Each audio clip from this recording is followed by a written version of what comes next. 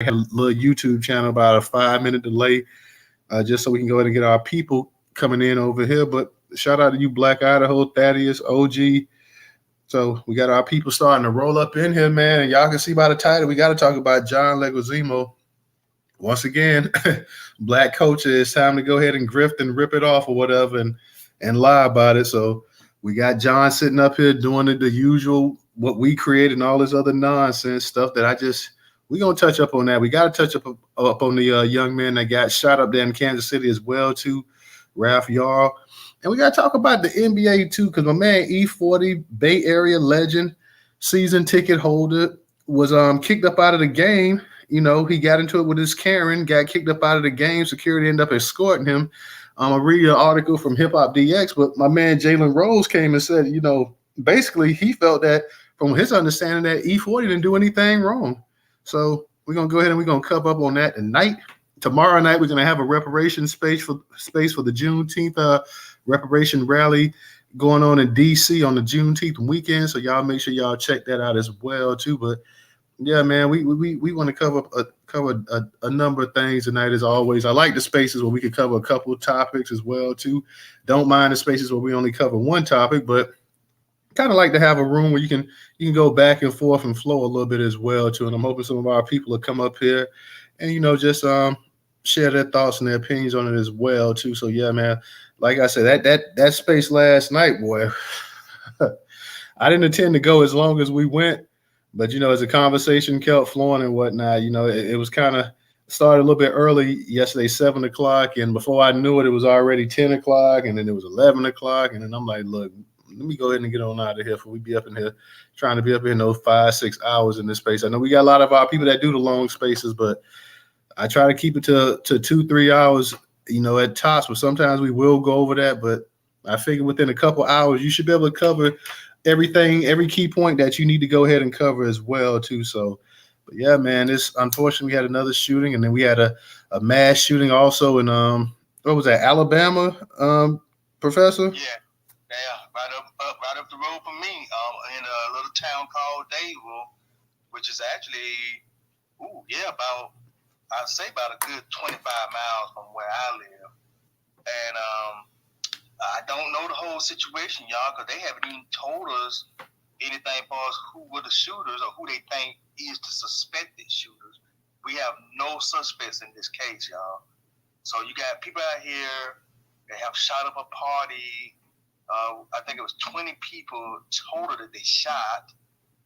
4 people have passed away from this, and but they have no suspects, and that's basically where we are with this, y'all. And here, and this is one of the probably I say a very tragic story for Alabama when you're talking about mass shootings, because I can't think of a time where we have really had one of those here.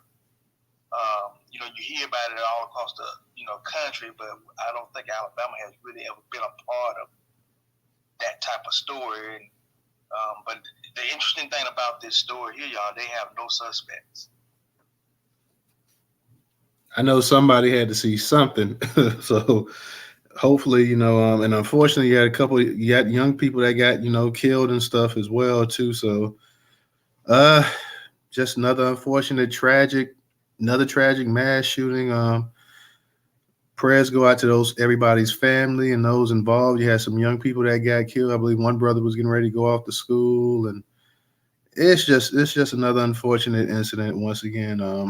You just, every time you turn on this TV, you just never know what to expect. You can almost expect to hear a mass shooting taking someplace in this country, someplace in this country almost weekly now. So it's just unfortunate. It used to be every so often, but now it's almost a weekly event as well. So just unfortunate. Yeah, but they not trying to do anything about it. I mean, these folks don't care, man.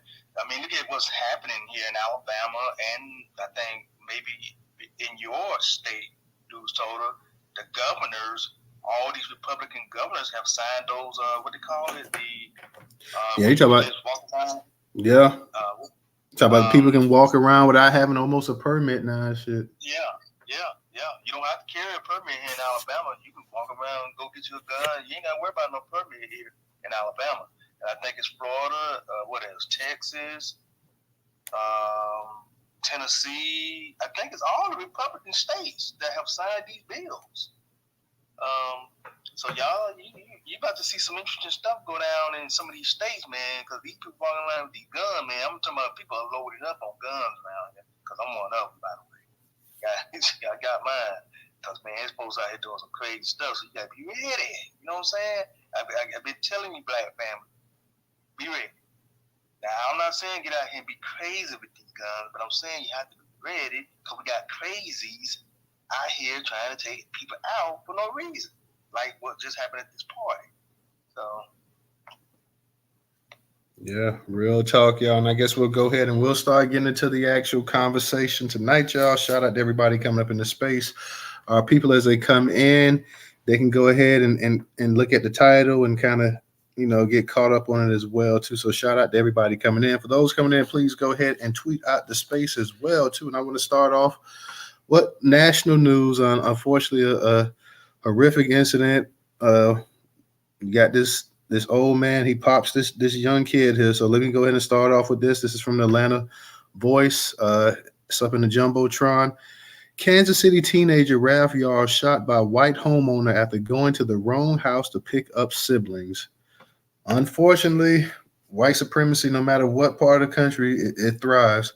Protesters took to the streets after a homeowner shot and wounded teenage Ralph Yarl, who had mistakenly gone to the wrong home to pick up his siblings in Kansas City, Missouri, police said Sunday. Yarl, 16, was shot twice and struck in the head and the arm, the family's attorney said in a statement.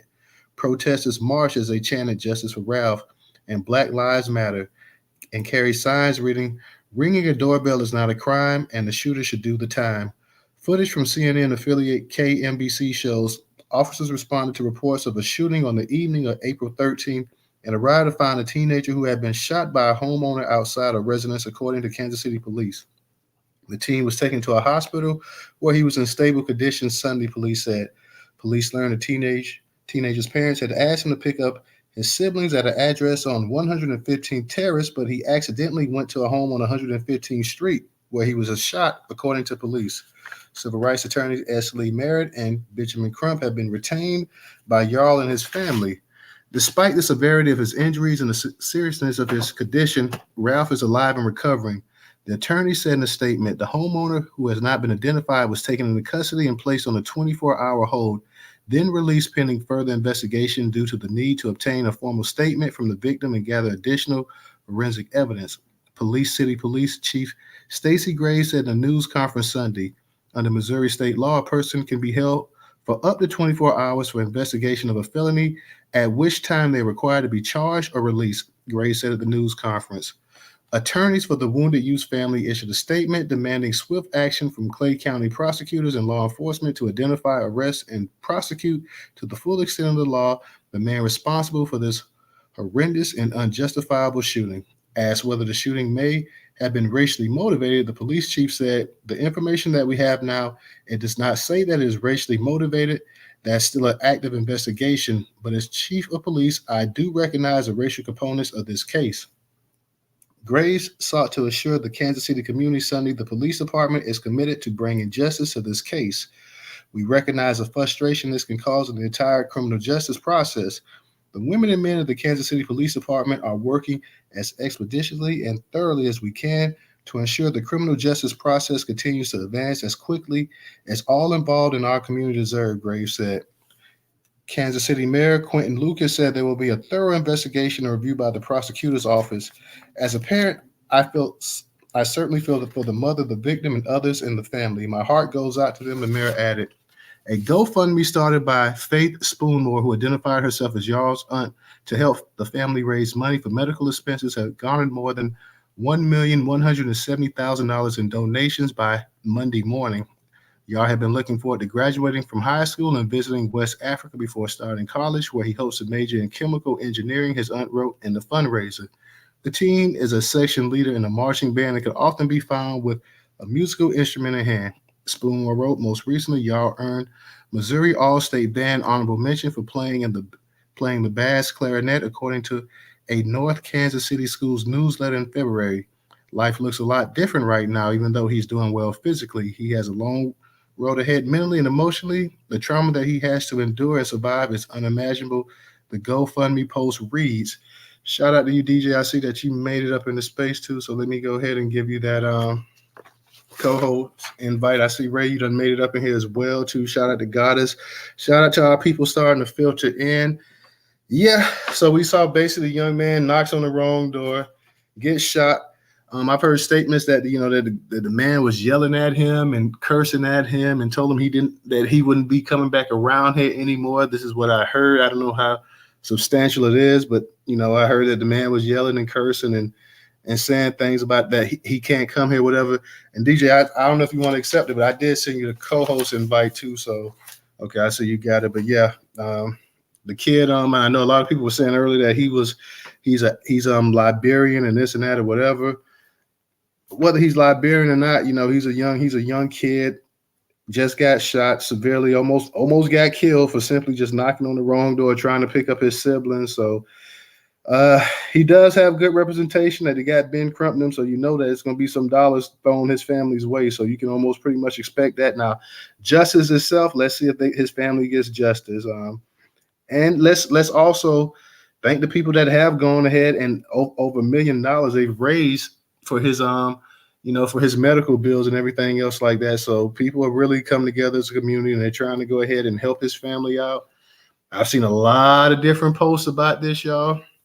I know like a lot of people kind of split on the fact nobody I think wants to see that the young man's hurt, but the fact that I know a lot of people saying that he's not a Black American and this and that, it's kind of been one of those things online that you've had a lot of people going back and forth on. So I'm just glad that the young man is okay. He's still alive. Would have been a complete tragedy to go and you knock on the wrong person's door and you get your head blown off and you get killed simply. So, like I said, just prayers to his family, prayers to the young man. I hope he makes a full recovery. I hope he can go ahead and also live his dream. He can go to college and he can major in what he wants to. He can also go back to being in the band and participating and doing the extra curricular activities that he was once doing as well too. So just a tragedy. This old man, I forgot. Did they say this man was like 85 years old or something? Y'all know, DJ? Old cat. I didn't catch the age of the. They ain't say his age. No, I didn't catch the age of the culprit, aka the murderer, basically with this cracking neck and pretty much just dead. He pretty much just killed this man. But thank God he's still alive though. You know what I'm saying? And the old people have 100% recovery. I see the young man, he a saxophonist. So no respect to that on the musician tip. And like you said, it don't matter what he is. But the one thing that does matter is being that he is a Black immigrant. We've tried to tell y'all African and Caribbean niggas what it is. Don't go knocking on no random door. Like, especially when you in a predominantly white neighborhood or some type of racist ass prejudiced neighborhood. We've told y'all this shit. You've seen it happen to us. So it's like, why these parents assuming that the white ice is colder to the point is like you don't have to adhere to what the native Negroes are saying or what we're going through as a people. So the other thing is too, just get straight to the point, lock this motherfucker up, or somebody just gonna have to put some street justice on this old ass nigga because he come from a different time and place. Obviously, you know what I'm saying? Just straight stupid. Yeah, straight stupid. Now, check this out. What's about to happen? If you don't lock him up, you already know niggas gonna burn this motherfucker down, regardless of all people, they people. You know what I mean? This motherfucker's gonna burn this shit down. So here come another George Floyd summer. You feel what I'm saying? Spring just started. Let's get it. Get your two-way up, man. Real talk, DJ. And here's the thing, though. He got the addresses mixed up. Like you say, this Peckerwood just wanted to shoot somebody Black that came knocking on his door, but he was supposed to be going to. I think he got got it mixed up between the terrace and street. He was going to 115, and he was supposed to go either the terrace or street. Wrong resident. Yeah. So the other sad part about it is he got up and ran, leaving his car in that dude's driveway. You feel what I'm saying? Ran to a couple different houses, banged on the door. Nobody answered them until he got to the third or the fourth house. That person didn't open the door, but he ran back out in the yard and passed out in that third or fourth neighbor's yard. And that's when that person called the police, but never opened the door. This is the society we living in, yo. Hey, can I say something? I'm right here. I'm in Kansas City, brothers. I don't mean to interrupt y'all build or anything like that, but I can't get a little contact.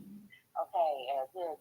Shout out to everybody in the space, and peace to you all. Okay, so the thing about it is that this happened in North Kansas City, and Newstoter, you're right in that he was 16-year-old going to pick up his two younger brothers, and he went to street instead of terrace. Other than that, the house numbers were the same. That part of town is very prejudiced. It's historically racist. I mean, it is just your typical Midwest rednecks. Whenever you over there, they looking at you like, where you at? Well, I'm right here, and you need to go back, So, but them people, and I don't think it matters whether, they were foreign or not, but them, the fact that they're not from the U.S.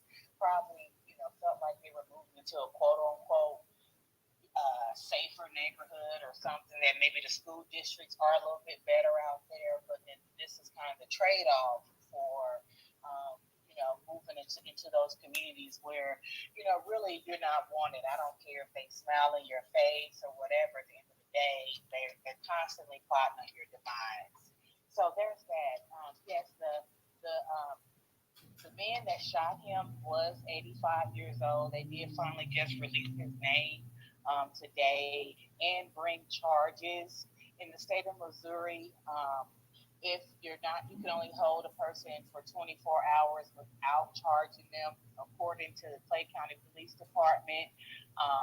They were waiting to, quote unquote, get a statement from, that young brother to help them in their investigation. Who knows? They could have been low key hoping that he wouldn't even survive, and then they would have been able to tell whatever narrative that they wanted to tell. And I'm not trying to be pessimistic or anything.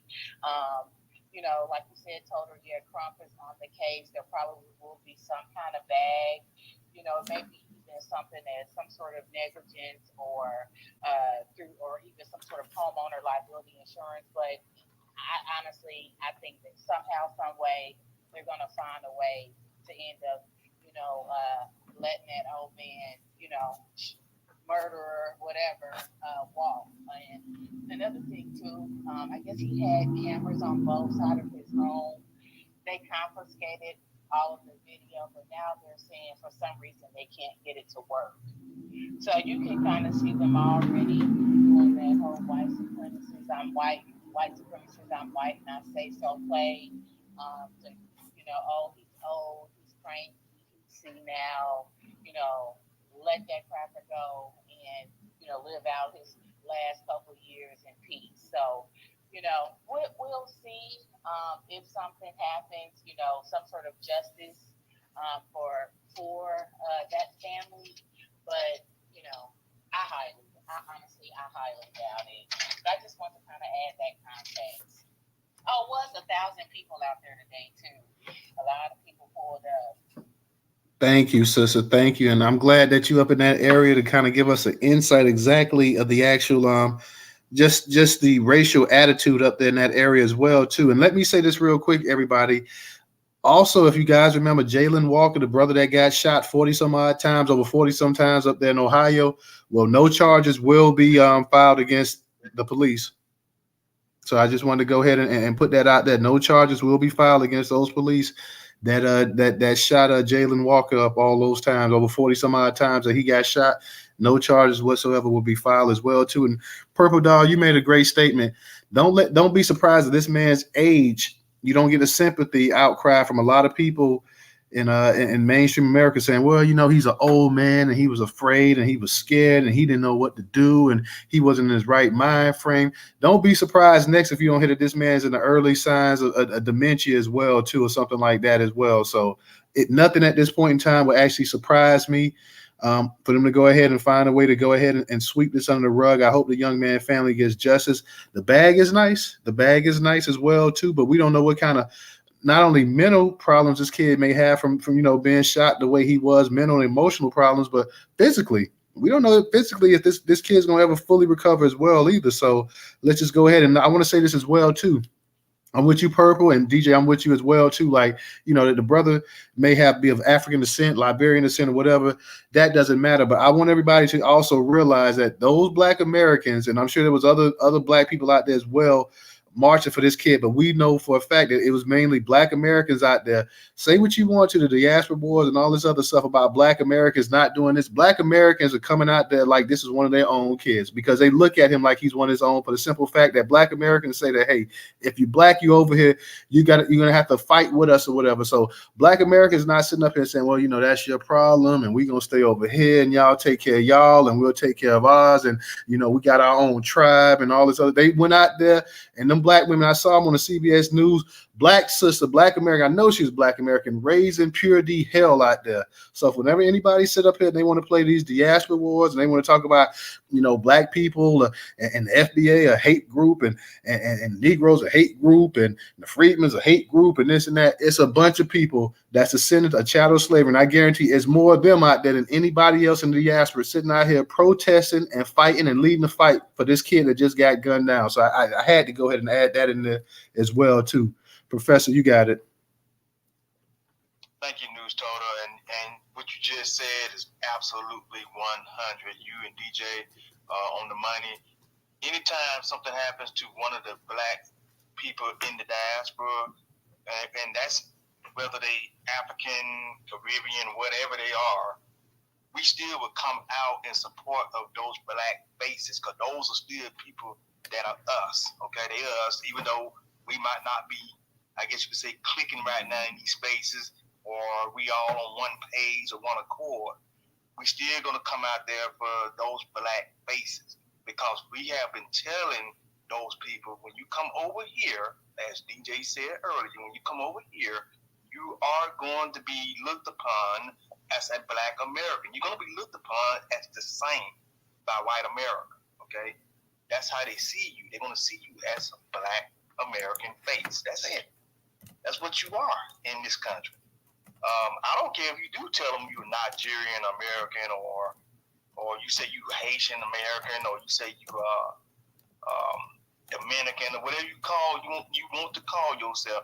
These folks, these bigots, see you as a Black face, which is what this man saw when he saw this young 16-year-old young man.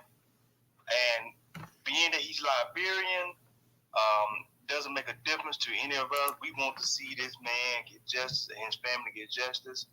And family, we're going to continue to raise pure hell that justice is seen in this case.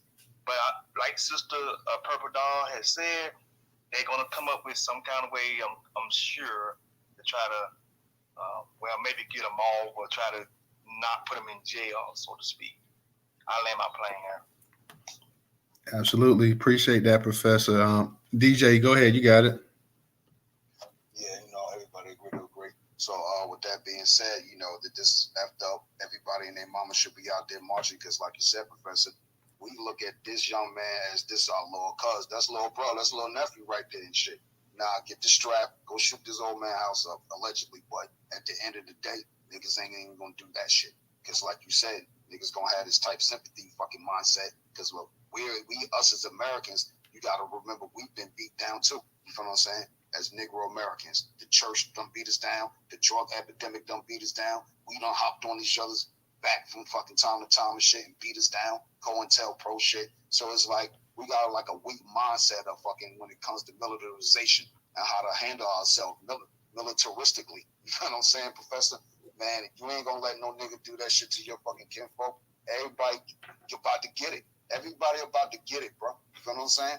Niggas is getting tired, man. You know what I'm saying? That's all I know. I know I'm getting sick of this shit, bro. You know what I'm saying? But at the end of the day, we can't continue to be stupid no matter where we're from and just go bang on some random ass door, even though that's not nothing to pull out a strap and buck a nigga for. But like I said, old ass 80-year-old motherfucker come from a different time and place of America, spelled with 3 Ks, not ICA. You know what I'm saying? And did what he wanted to do.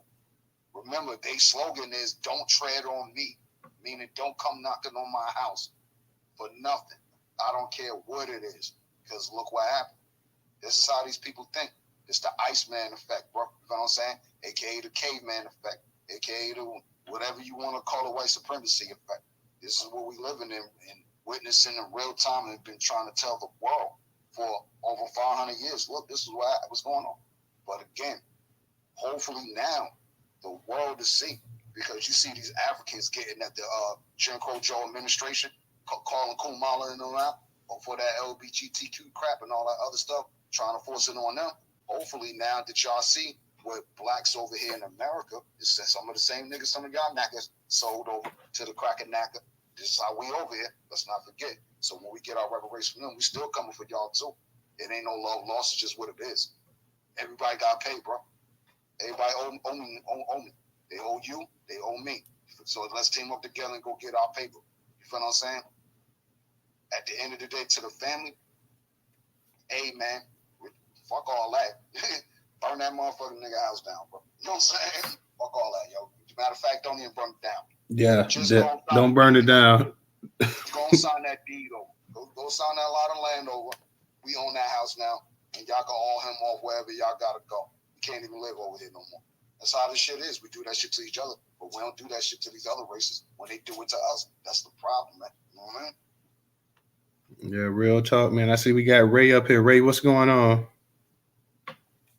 What's up, fam? Can you hear me? Yeah, we can hear you. What's good, Ray? What's good? What's good? What's good? So, I don't want y'all to put on the case, but I'm asking a genuine question. I'll say this. No child should be shot like that, just for coming to the wrong door. Obviously, I think that is wrong. But if the shoe was on the other foot, do y'all think that these Nigerians, wherever you come from, will be ready to ride with us, or will they be calling us bullet bags that deserve it? I agree with you 100%. You know what I'm saying? This is why I said, we told y'all people. You know what I'm saying? Real shit. Not even to be funny about it. So let's talk about Patrick. What was this dude named? Patrick Yoyola, I think. Yeah, Yoyola, Liang, something like that, right? Right, Professor. That's the dude that got shot in the face by, I think, a Minnesota or Minneapolis cop. He was in Michigan. Right. One of the M's, right? You know what I mean? For a Grand Theft Auto, bro. And the cop pulled the dude over, Patrick. This joker hops out the car with no shoes on in the rain. And the cop didn't arrest him or anything like that. Just like, them tags came back dirty. I've been telling you. You know what I'm saying? Get back in the car. He told him on several occasions. Patrick runs and gives chase to the police. Cop obviously catches his ass. He in shape. You ain't got no shoes on for no traction. You feel what I'm saying? In the rain, you running around the neighborhood yards. He catch you in 2 seconds of shit. Put you behind your back. Now you're struggling when he pull out a strap and pop you right in the head, bro. And then that's fucked up because you ain't had to do that. But that's how they treat us. See that shit, African homie, African brother, sister, cousin, Caribbean homie. You feel what I'm saying? They think we're all the same motherfucker. You know what I mean? Even though we understand we're not, they don't look at it as that. So the family, right? Here's the fucked up shit where I'm about to agree with you, Ray, right here, right? The sister, when they was protesting, oh, I'm not black, I'm African. Huh? What the hell that got to do with your brother getting popped in the head right now? You know what I'm saying? Not a goddamn thing, son. You know what I'm saying? And then going on this tirade rant about America and why we shouldn't call ourselves black and all this other stuff. You feel what I'm saying? Same thing with the other dude. What was his name? The Florida cat that got stabbed up. Talk about a white girl. Yeah. The only fans girl done stabbed him up, and now she trying to claim that he was abusing her as well too, I believe. Right, that right there. What's old boy name? And remember that dude was hating on black women. Remember, he hates black women. Oh yeah. He's going at. But let us come up here with a red pill. Y'all niggas ain't shit. You know what I'm saying? Y'all niggas ain't shit. You know what I'm saying? But that's the game. What's up with the other dude that was eating ice cream in his apartment? And a white police chick said she went into the wrong place. You talk about Amber Geiger. Yeah. Yeah, that's the Haitian cat. John Barber. Yeah. Bob. Yeah. Yeah. So his parents on TV forgave the fucking white lady in court, hugged her and everything, right? Yeah, I'm gonna hug you, but I'm gonna put this knife in your back. You know what I'm saying? Right in front of the judge. Yeah, well, his mom, and his brother, and then you have a black female judge, and she was cutting the fool up there as well too, I believe.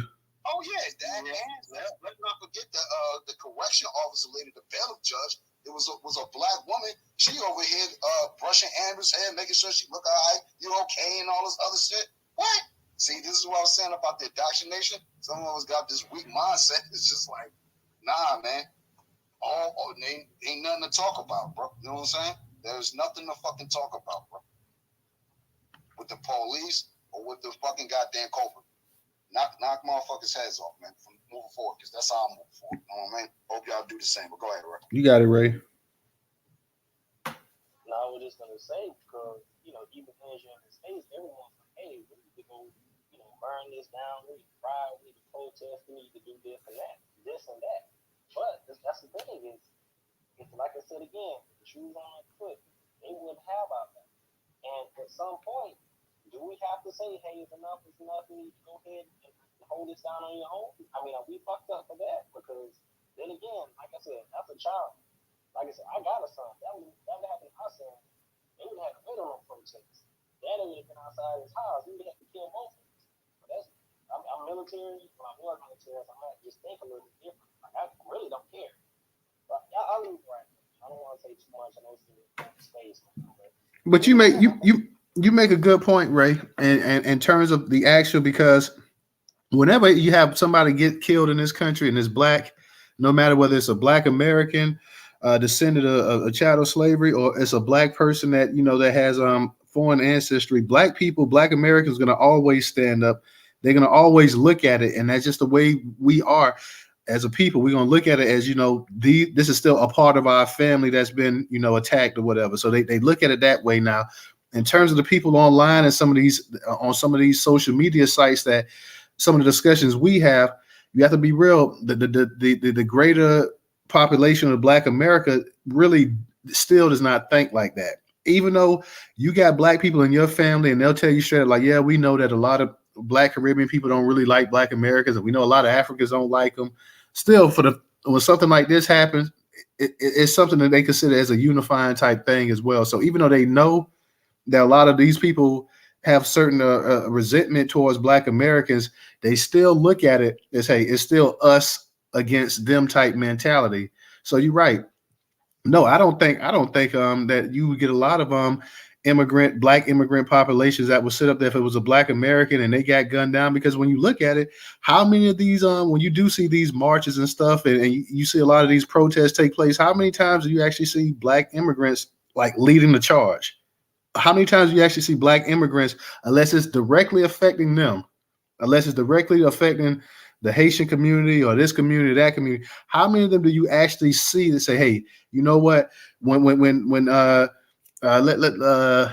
George Floyd got killed up there, how many of them say, you know what, we're going to go ahead and we're going to take the lead and we're going to take the initiative and we're going to go ahead and we're going to lead this charge? When Michael Brown got killed, like, we're going to go ahead and we're going to lead the charge. Like, and that's not to say you don't have some of them that don't come in and help and stuff like that, because you do. You have some organizations, you have some college kids, I'm sure, that come out and participate and want to be involved and stuff like that.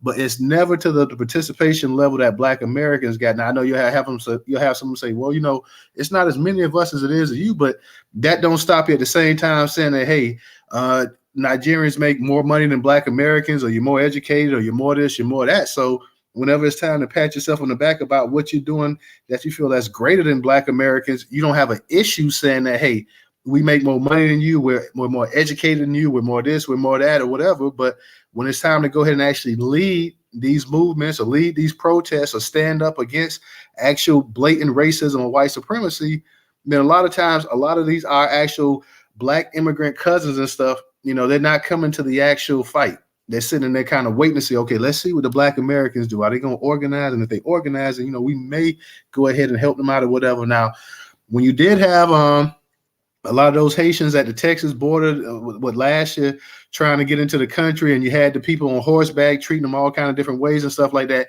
You had a lot of Haitian people saying, "Hey, we need Black Americans to speak up and fight for us and stand up for us and this and that or whatever." So that's what I'm saying. You never hear Black Americans, and you're right, Ray. You never hear Black Americans, and this will be the time right here too. Now, yeah, go out there and still seek justice for this boy family. But at the same time, you could put the initiative, you could put the spotlight on a lot of these immigrants right now, Black immigrants, and say, "Hey, listen, we out here like we always do for y'all. We always come to fight. We need that same energy reciprocated for us. Why aren't you guys out here saying when something happens to Black Americans, yeah, that's our brother, that's our cousin, they in the diaspora, whatever. Let's go ahead and stand up for them." So you could actually, it's times Black Americans, that's one thing as Black Americans we don't know how to do is use our leverage to benefit us. We're going, and we don't have a problem. Like I said, I don't have an issue with you going out here and seeking justice for anybody Black that's been treated like crap out there. This boy almost died because his redneck decided that he felt like shooting a Black person. When he saw that Black dude knock on the door, that Black kid, he didn't say, "You know what? I think this nigga's a Liberian here. Oh, is this nigga Nigerian? Oh no, maybe he from Florida or New York. Oh, maybe he from Haiti." He just said, "Oh, I just see me a nigga right here, and I'm gonna put a hole in this nigga." That's what he was thinking. And we've been trying to tell people this for a long, long time. And some of our diaspora brothers and sisters, they understand this. I'm not gonna sit up here and I'm not gonna go ahead and say all of them don't understand. Some of them understand that, hey, we come over here, yeah, we might have been this in the homeland, we might have been Ebu or whatever, but over here, we's nigga. So we better go ahead and wise up. But some of them are still hold on to that old stuff. Well, my tribe and this and that and my heritage or whatever. So it's time to go ahead and smarten up. A lot of these people, they need to go ahead and smarten up and understand that where you at, it doesn't matter about what tribe you belong to before. When you come here to America, you are now part of a whole nother tribe, and it's based on race. It's not, nobody cares about what tribe you descend from. Okay, it's all based on race. And we still got a lot of them say, well, when you hear people up here fighting against it, well, in my homeland, because everybody was Black and this and that, we didn't think about it. But yeah, you're not in your homeland. And the vast majority of people in this country are not Black.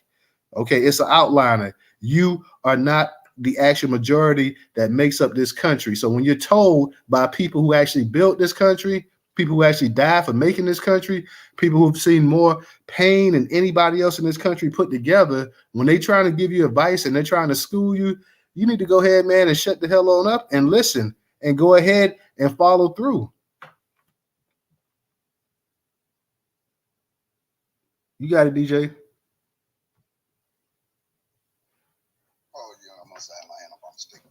But now, yeah, agree 100%, bro. At the end of the day, I think just send a prayer for the little homie Ralph. That's all it is, and shit. Just continue to follow the story and just see, like you said, he got Ben Crump on the shit. So at least one thing, they gonna get us some damn money. But if you get in the jumbotron, though, y'all, that's what I wanted to say. That's right. That's why I'm at. Get in the jumbotron and look at those articles. It seemed to have been another shooting of wrong address. It's right there. The dude imposter. It says another shooting due to a mistaken address. 20-year-old Kaylin Gillis was in the car with friends when they turned down the wrong road. As they were driving out, Kevin D. Monahan came out and fired 2 shots, one hitting Kaylin, and friends had to drive 6 miles to a cemetery. I don't know what's up with that, but it is some commentary there, but obviously I'm in the space, so I can't listen to it. So hold on, just to find the cell phone signal. EMS tried to administer CPR, but Kaylin didn't make it. It took a standoff with cops to get Monahan out of his house, but after a few hours, he was taken to Warren County Jail and charged with second-degree murder. She was an innocent young girl who was out with friends looking for another friend's house. Murphy said at the Monday news conference there was no reason for Mr. Monahan to feel threatened, he said later. And yeah, that's what's fucked up. And so obviously this is another white dude, and he just killed the white woman, but he got locked up, right? You feel what I'm saying? So why ain't this old white man who just did the exact same thing, even though he didn't come out of his house, the old white dude who shot Ralph Yarl, he shot him through the door, whatever the case be. And from what some other reports said too, Tyler, that he actually did open the door and shot him again in the back, bro. You feel what I'm saying? And that's when Ralph got up and just took off running and shit. You feel what I'm saying? And try to get some help. So this dude Kevin D. Monahan came out of his house and fired 2 shots at some 20-year-old white woman, hitting Kaylin Gillis and killed her, bro. But the cops had a standoff with this man, Kevin D. Monahan, and got him arrested. So why ain't the same thing happening for this other old white cracker nigga? You know what I'm saying? So it's like, this is 2 Americas. There you go.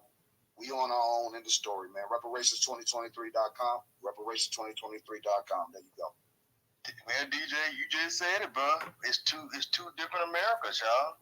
Yeah, we got 2 different flags. You know, we got one flag for Black America, and then we got the flag for them. And then, of course, we have the 2 national anthem, which we hear white people even complain about that because we got a black national anthem. They complain right about that. The American flag is for everybody, so technically it really be 3 flags because their flag is the Confederate flag. Remember? Oh yeah, that's true, very true. But see, that's what I'm saying. Look at the hypocrisy that we see every day in America, y'all. It's ridiculous. Every day we see these different shootings.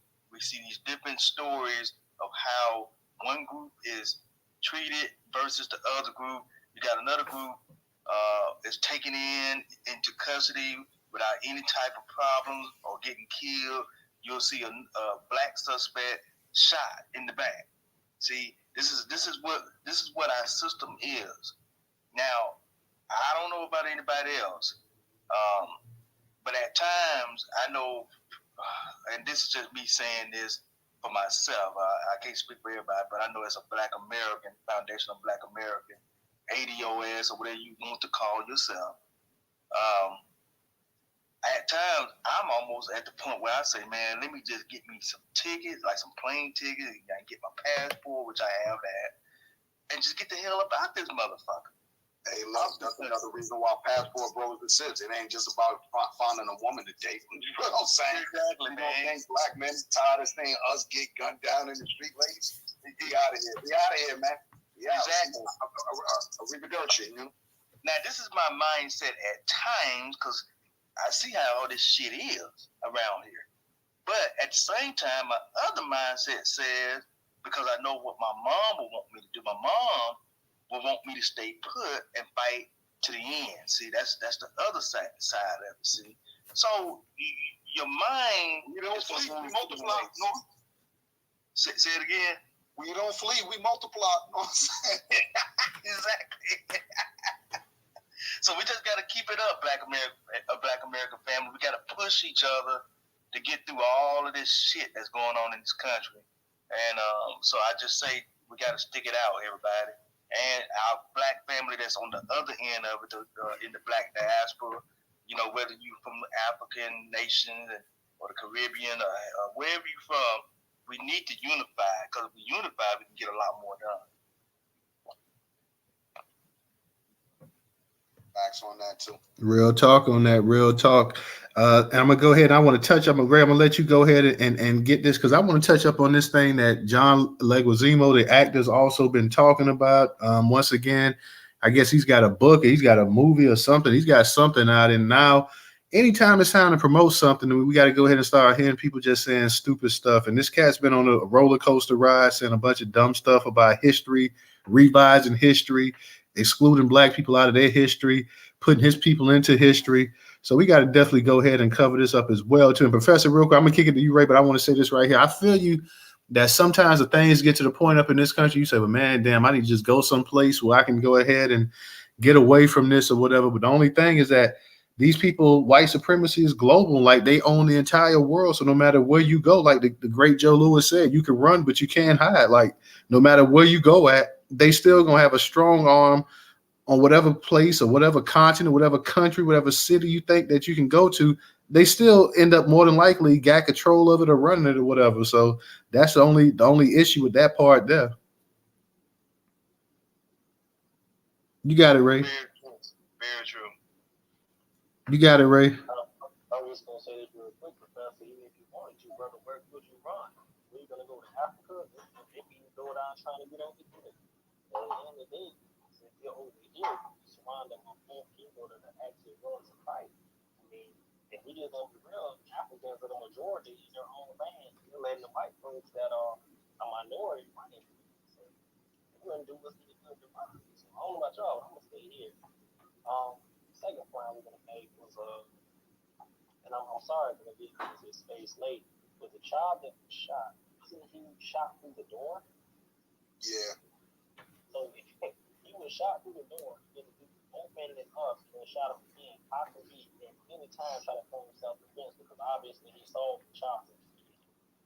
I'm gonna just say this. Us as men, we ain't gonna fight my kids. Facts on that shit, bro. Yeah, real talk. Let me go ahead real. Last thing, I'm sorry. Like DJ said, get your two-way up, man. I was doing some research, man. So we right now, we've hit over 400 million guns. We've hit over 20 million AR-15 and 150.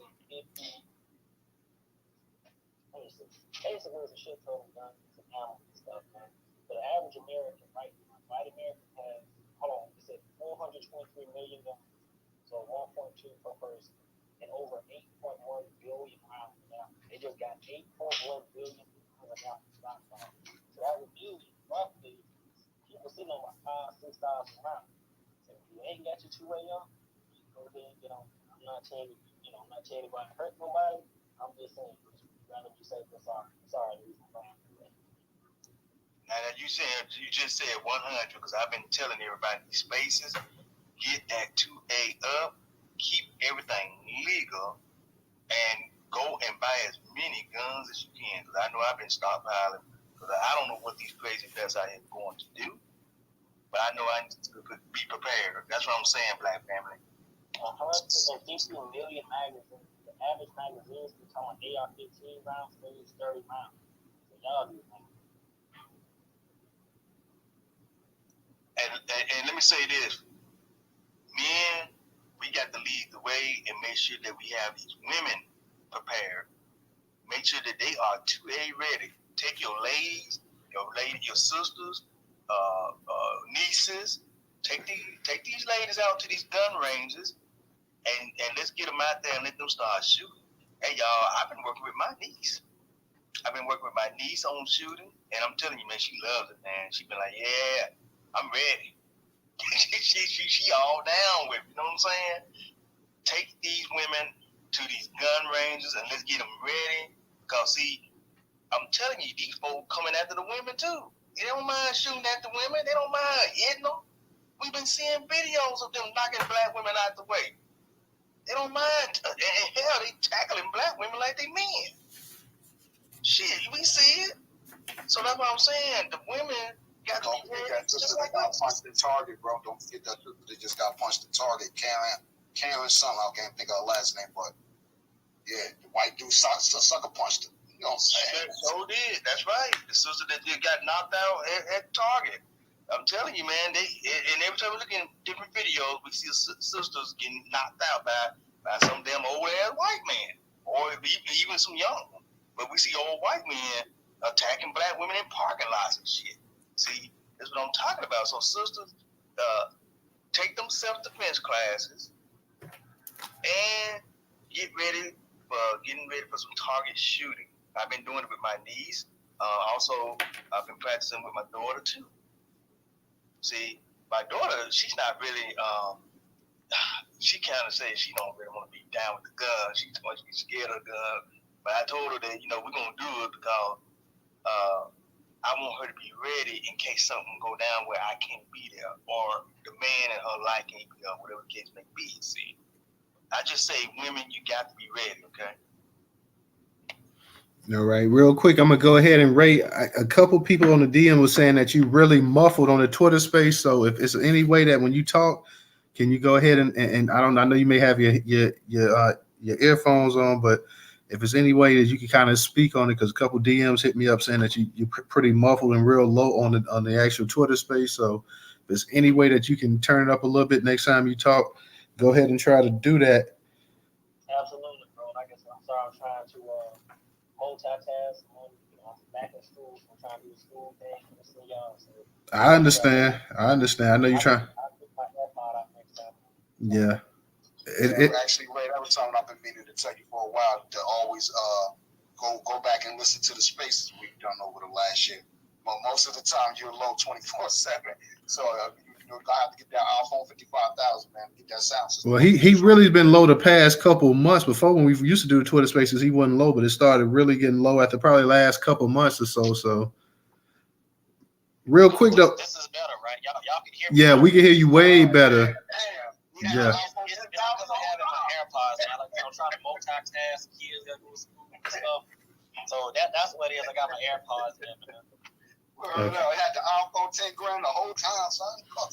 Real quick, y'all, I'm gonna go ahead. I want to touch up on this, and I'm gonna touch up on this thing, and we're gonna still talk about the Ralph Law shooting as well too. But I want to go ahead and get the other articles out there, just so if anybody wants to speak on them, they can. I want to talk about the situation with John Leguizamo claiming a lot of black culture, and I also want to talk about E-40 being kicked out, getting kicked out of actual NBA playoff game. Lifelong Golden State Warrior fan, got into it with a Karen, and Jalen Rose came out and he said he totally disagreed with what happened. So let me go ahead, because with the John Leguizamo, I'm not even going to touch up on that article. I'm just going to go to one paragraph that he talked about.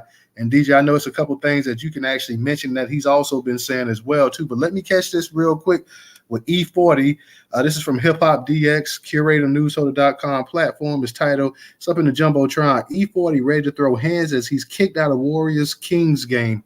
E-40 is really taking the Warriors Kings playoff series to heart, so much so, in fact, that he was removed from the opening game when he almost got into it with security. The NBA playoffs officially kicked off Saturday, April 15th, and the Bay Area legend was certainly feeling a type of way when his beloved Warriors, of whom he's a diehard fan, started fumbling the ball and ultimately cost themselves a first of a 7-game series, losing to the Kings 126-123. But accounts about what actually kicked off the commotion vary. According to one eyewitness, it all started when a white woman asked the Tell Me When to Go rapper to sit down. An unarmed fan told the Mercury News that the white woman had asked E-40 to repeatedly sit down, and he ultimately snapped and began exchanging words with her. The words, according to the account, included profanity, and things began escalating until they reached a boiling point. E-40, who was seated in the VIP section courtside of the Sacramento Golden One Center, was kicked out of the game in the fourth quarter. Multiple Twitter videos from the ejection revealed that it was a member of the Warriors security team that escorted the rapper out of the building, and with injured Warriors forward Andre Iguodala tallying behind him. In the clips that surfaced online, somebody got their mic unmuted. In the clips that surfaced online, it appeared that E-40, real name Earl Stevens, continued to shout expletives as he was escorted off the premises. Another video revealed that when Iguodala returned to the court, he was less than pleased with the turn of events. Something went down, though, one Twitter user wrote about Iggy's return. On Sunday, April 16th, E-40 released a statement of his own about his recollection of events, and according to him, racial bias was at play in his removal of the game. On Saturday night, I was subjected to disrespectful heckling over the course of the Warrior Kings game in Sacramento, he claimed. During the fourth quarter, I finally turned around and addressed one heckler in an assertive but polite manner. Yet shortly thereafter, Kings security approached me, assumed that I instigated the encounter, and proceeded to kick me out of the arena. Unfortunately, it was yet another reminder that despite my success and accolades as a musician and entrepreneur, racial bias remains prevalent. Security saw a disagreement between a black man and a white woman and immediately assumed that I was at fault.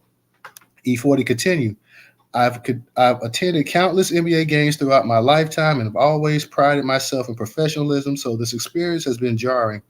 I was absolutely humiliated by the Kings security team, and I'm calling on the franchise to investigate the appalling conduct that transpired.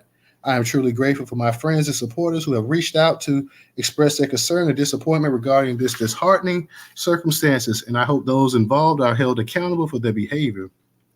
Twitter wasted no time weighing in on the incident, with one commentator making reference to E-40's classic hit, Tell Me When to Go. So that's pretty much it, because it had some other examples of Drake costing the Raptors a playoff game, and you had another player, daughter or something, was making some noise at a game or whatever. But that's pretty much what I want to touch up on real quick. Now, Jalen Rose, so everybody knows Jalen Rose is a longtime NBA player. Jalen Rose released a video shortly afterwards, and he was saying that he felt that the Kings owed apology to E-40, that E-40 had been heckled throughout the game, that he's known E-40 for over 30 years, that he's a stand-up guy, that he's never caused any trouble, that, that's not even really his personality, that, that he was standing up at times, but the woman was actually heckling him and going back and forth. And when he said something, that's when he got kicked out. Now, this was Jalen Rose, who's on the ESPN pregame show and everything else, longtime commentator, longtime basketball player, known E-40 for over 30 years, sitting here saying that he believes that the actual team, that they actually owe an apology to E-40, that they should go ahead and they should offer up an apology to E-40 above any and everything else. So you had E-40 getting into it with this Karen. This Karen, of course, she got her way. E-40 has been probably going courtside, who knows, 15, 20 years. I'm sure back since the 90s, because E-40's always had a wad of cash. So E-40's been a millionaire for a long time. So, I'm sure he's been courtside at these games for a long, long time.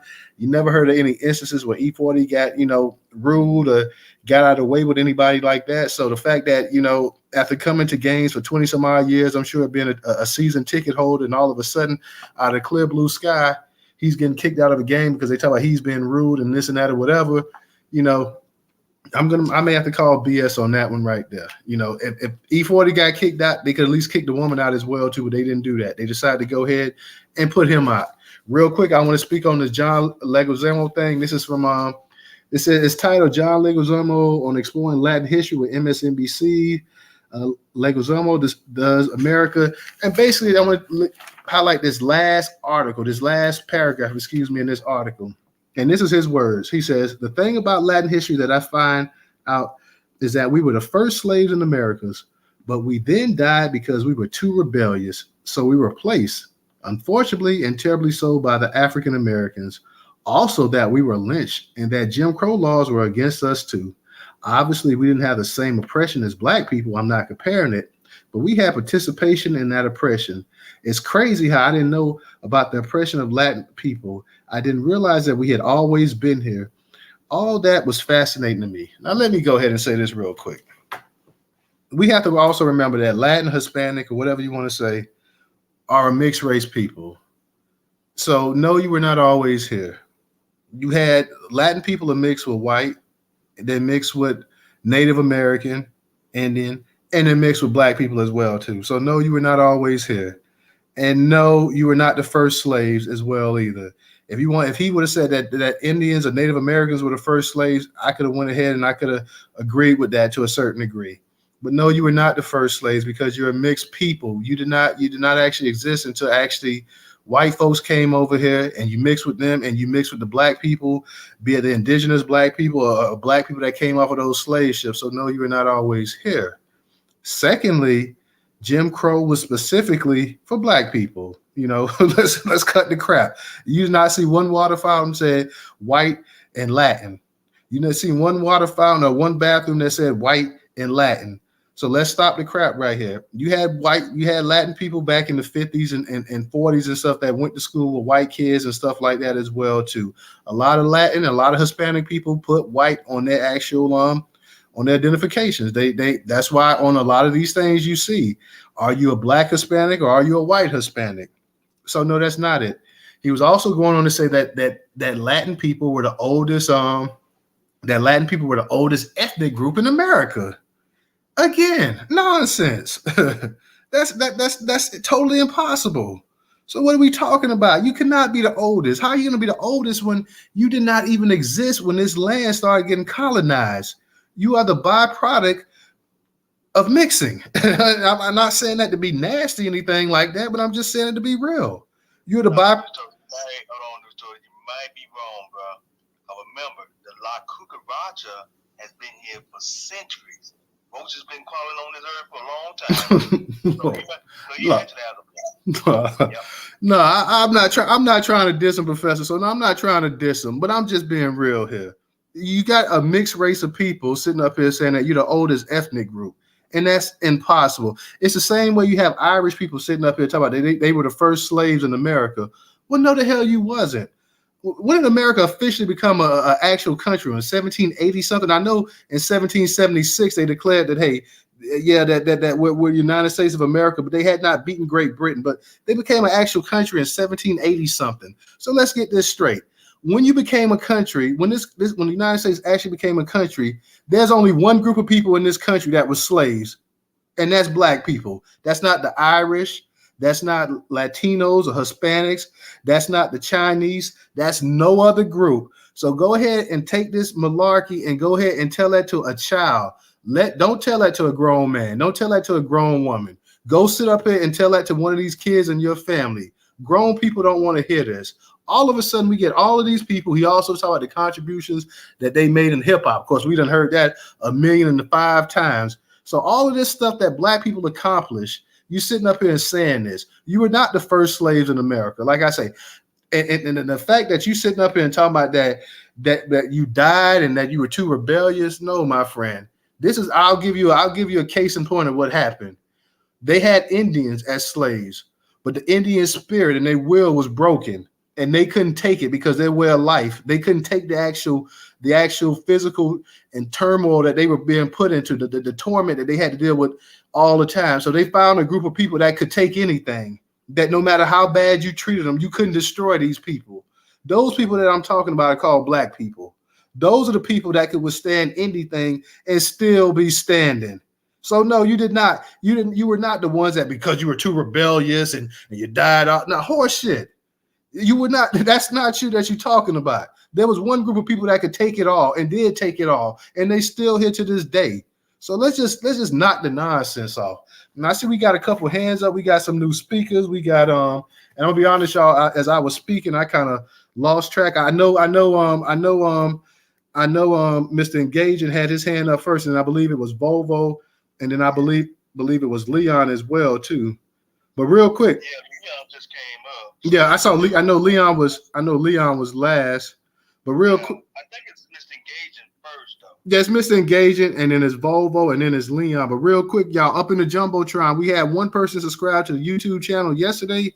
I have the actual YouTube channel. It is the fourth one to the right. It's the fourth one to the right. If we could, we need to go ahead and get some subscribers on the actual YouTube channel. Please go ahead and subscribe to the YouTube channel, y'all. We need your support. We need your help to grow. We're trying to go ahead and increase that reach, and we can't do it without the support of our people. Also, if you can support us on Cash App, $Newstoter, $Newstoter.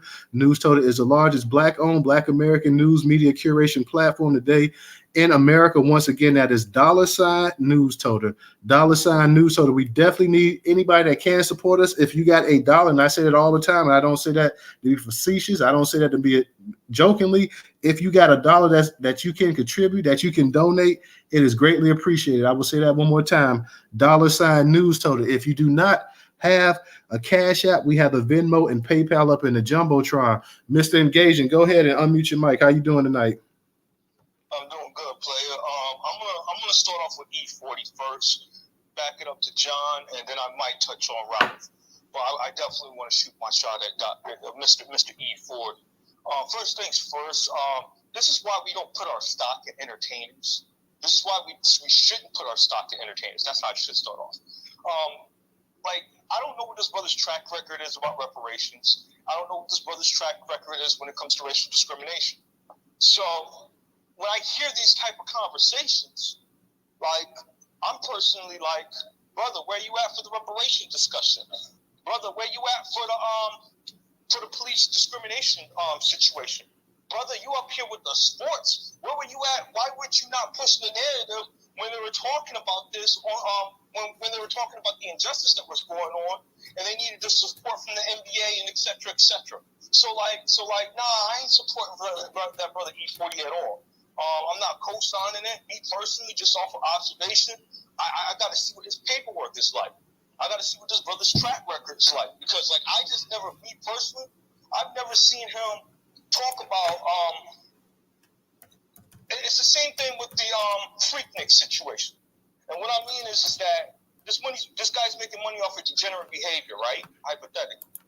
But the thing is that I never seen him capitalize off the situation just only to make more money. But I never seen him push forth for policies to help our community and stuff of that nature. And this is the type of stuff that is needed to address the type of harassment that he was going through. That's what and he has the money and the capital to actually fight that in that manner. So that's the reason why I don't see it's in my best interest to go around and just say, support E-40, yada, yada, yada. He got the money, he got the revenue, You know what? Put your boots on, put your bootstraps on, buddy, and put the work, man. Get your own signs, billboard signs, whatever, and go from there. Now, and the reason why guys like John, whatever his name is, exist is because of artists like E-40, because they don't check these entertainers when they say these bogus things, especially when it comes to our people. So, like, that's the reason why I'm going to back up to John now. Now, let's go up on the John's ass, respectfully. Saying that nonsense and saying that stuff that's not even true about our people, and him saying that. But people got to peep the hidden game, got to peep the hidden twist that he's trying to go through. They're trying to claim that Native American status. And by him claiming that Native American status as a Spanish-speaking individual, he's going around saying that he's one of the first people of the earth, of this hemisphere, and yada, yada, yada. They're trying to go with a rope around with the reparation discussion. So while we avoid trying to avoid being called Negroes, you got people that want to be Negroes but trying to get into our reparations claim. So you guys can sit here and keep playing games all you want. You guys can sit here and play games all you want. There's people on the other side of the door ready to bang in and take our reparations check. So I just want to leave it on that and keep it short and sweet. I'm not even going to touch the Ralph guy like that because I don't think he's from our lineage like that. So I'm not even going to even speak on it. But the other two things I have to address. All right, Mr. Engaging, thank you. Let me go ahead and get to Volvo. Volvo, go ahead and unmute your mic. A couple of the topics as far as the E-40 thing. That's why I stopped going to games. You know what I mean? Like it's just, I haven't really been into basketball since Shaq. That's my favorite player. So I kind of dropped off. Brick City last, in the building. Brick City in the building. No. Oh yeah. The last basketball game I went to in Cleveland was when LeBron left the first time, and I noticed it's a bunch of drunk white people, and we sitting too close to each other. That was the first time I really just felt uncomfortable and out of place. Like I could watch this shit on TV and have a better time at home. You know what I mean? It's a bunch of drunk white people, and it just really wasn't my scene. You know what I mean? I just didn't really like being, I went to other basketball games, outside of Cleveland, but that was the last game I went to in Cleveland. I'm not into it no more. I just don't want to be around a bunch of drunk white folk. You know what I mean? It's not my scene. As far as the John Leguizamo thing, I know y'all all heard the term, the tragic mulatto. What we see right here now, we see the tragic Latino. That's the term I like. Somebody that don't really got no culture, don't really fit in, you know what I mean? Ain't really got nothing to stand on. He's not really Puerto Rican because he can't go back to Puerto Rico and sit amongst the real Puerto Ricans. They not really black. They can go, yo, I'm a nigga, I created hip-hop, but the world don't really respect them as black. They not white, they immigrants. They fled their country, so they don't really know who they are. It's like they like a people of no home. So what he's doing, trying to claim this Native American thing, I've been defeating that argument for about a good 5 years now. I always ask him, for one, what's a Latino? What do it take to be a Latino? What's the qualifications? That's when they start babbling and then they get mad and end up crashing. What is it? A Latino last name? Because Latino can be as dark as me, or it can be as white as Ted Cruz. Would all these people be the same people? I'll always say this too. There's no way you can tell me that these people are the same people and they're not the same people in Latin America. They don't got the same culture in Latin America. That's dumb. Bars. These people, they saying that they the second largest or largest ethnic group in America. That's fake because they're not the same people. If you call a Puerto Rican a Mexican, he gonna get mad and correct you. if you call a Mexican a Cuban, he gonna get mad and correct you. So they not the same people. So what's the qualification to be a Latino? You will never get a straight answer. Never. It's gonna be a bunch of just babbling. They'll never be able to get. Is it just we speak Spanish and we from one of these Latin countries and we got I was gonna say, if you call a Japanese or Chinese, man, you might have to fight that motherfucker, bro. You might never. Yeah, but let's not go off topic, brother. Hold on, I'm almost done. Yeah, but damn, what was I saying? The difference of the races. Huh? The difference between the races. Yeah, you know, like they ain't the same people here. You know what I mean? Like, there's no way you could tell me that a Mexican that came here in the 1970s and he's in Los Angeles is the same as a Cuban that lives in Boston. And that Cuban that lives in Boston is the same as a Dominican that lives in Miami. And that Dominican in Miami is the same as a Puerto Rican that lives in New York. These people don't have a common culture. They not the same people. So that's always been fake. I always say this too. Why y'all don't go approach the so-called 5 civilized tribes and say, give me some of that money. Give me some of that money. We indigenous too. They're gonna throw their ass off the reservation. Yeah, they're gonna throw them up out of there. Always say this too. If y'all so indigenous, because they want to play we are indigenous to the whole North and South America. You know, why y'all don't go up into Canada and say, hold on, y'all took our land. You notice it ain't no smoke for none of that. So it's just the tragic Latino, somebody that don't fit in nowhere, don't really have a country, don't know who they are, you know, and now they just diving on anything. Black is the new hot shit. Let me try to crowbar into that. Still they talking points and hopefully some stick. I'll land my plane.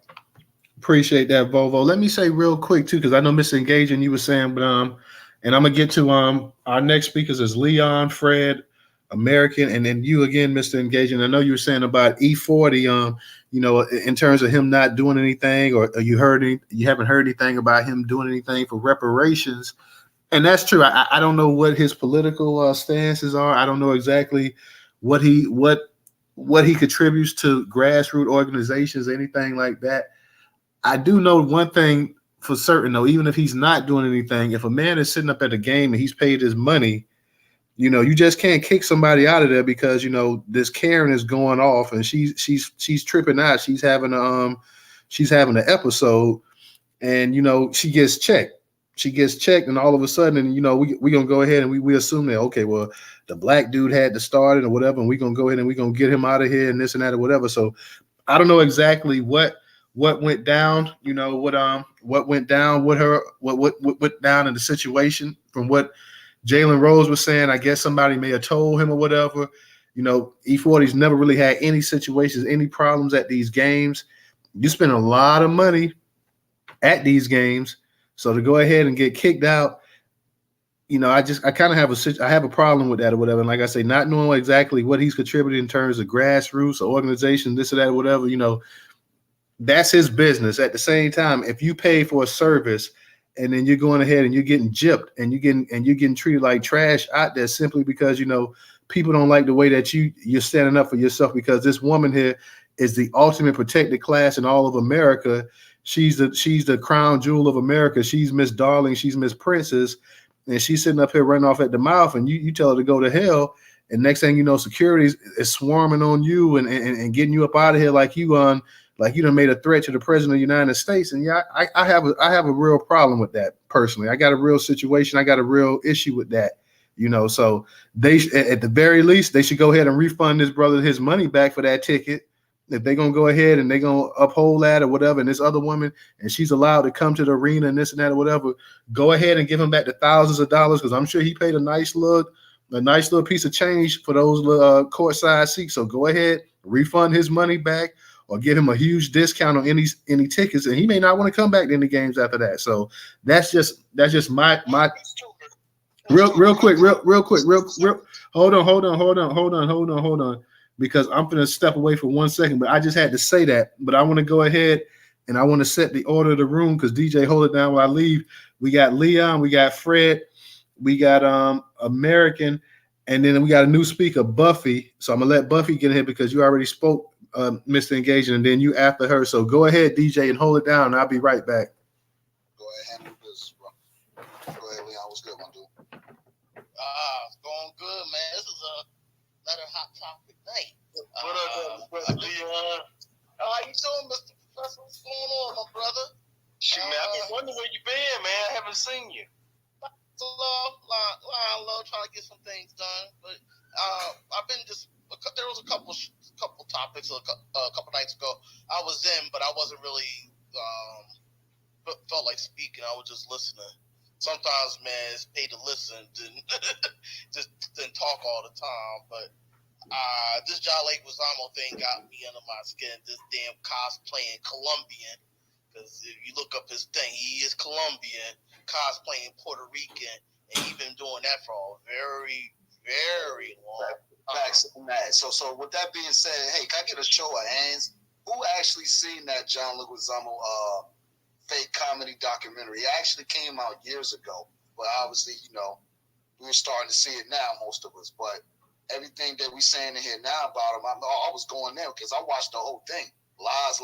Like I was just debunking the lies as I'm watching the shit, but that was years ago. So maybe we should have a space on that. Watch the whole thing here live and just go in on it. But go ahead, Leon. I didn't really.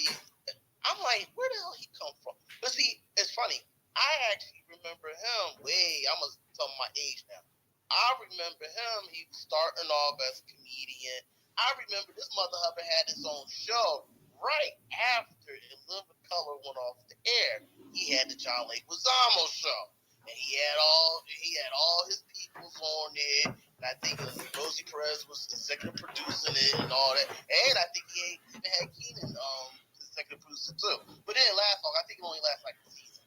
It didn't last long at all. But anyway, this is kind of ironic of all the Latinos coming in and spilling their shit, especially the Puerto Ricans, how they invented hip hop and all this, that, and the third with Fat Joe.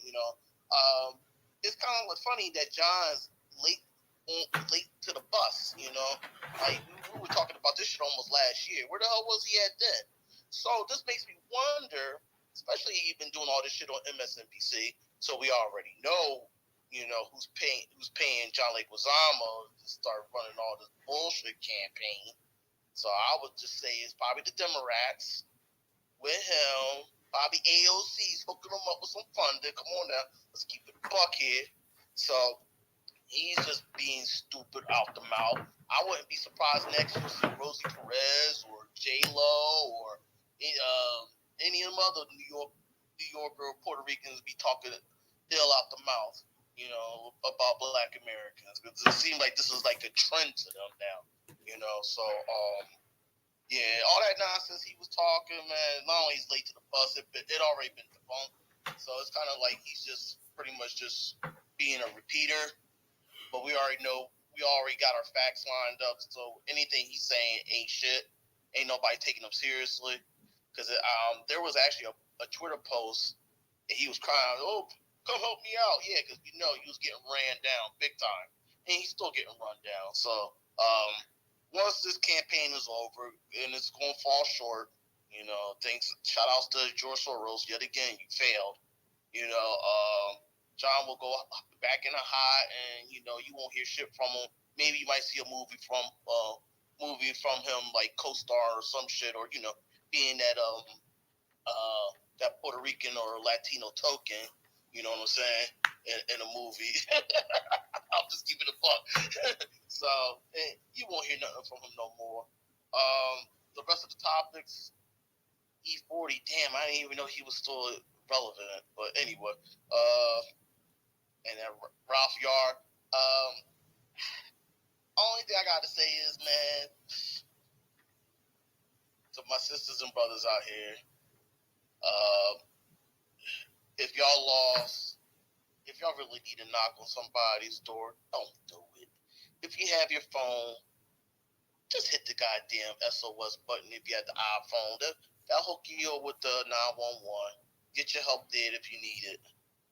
Because these caucasoids, as I'll use the term my man Professor calls them, they at that point now, they're going to shoot first and ask questions later. Don't give them that opportunity. If you got one single bar or less than 10%, and if you got an iPhone, hit the SOS button and get yourself some help. Or if your car got OnStar, use that or whatever. You know what I'm saying? I know this kid was young. I don't really know what to say, man. It's unfortunate that it happened, but it's unfortunately not an uncommon thing. That it's just right now. That's just a reality we live in, and we just have to be a little bit more and let our kids know. They just got to be on their guard a little bit more. Not laying there. All right, I'm back, y'all. And Leon, real quick, I just want to add to this before I go ahead and go to Fred. He, like you say, he's young, and also he got the address mixed up. He was supposed to be going at 115.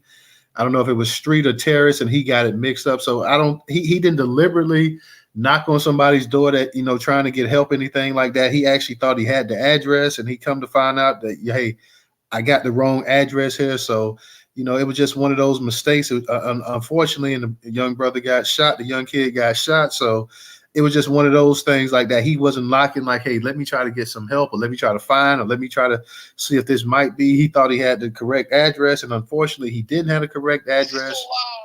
Is he still alive, Newstoter? Yeah, he's still alive. Yeah, and he actually got released today too. So that's good. That's a good thing. Let me give a quick shout out to DJ for his contribution on Cash App. So it's always nice when the co-host also contributes as well too. So shout out to DJ. Let me go ahead and get it to you, Fred. Fred, go ahead and unmute your mic. All right, can y'all hear me okay? Yeah, we can hear you fine. All right. First of all, with this young brother that got shot, he is of immigrant background, but that part doesn't really mean as much is what I'm about to say with E-40. Now, with this young black kid that got shot going to the wrong house, since he's of immigrant background, a lot of them are going to have to start learning to follow us when it comes time to be on code. When I'm saying us, I'm talking about black people who descended from the territory known as the United States of America. That's number one. Now, as far as E-40, I don't really know what E-40's stance was politically, but the way we have to look at it is it's a black man not being treated correctly. So we all have to be on the same team with that one. It's not necessarily just about no E-40.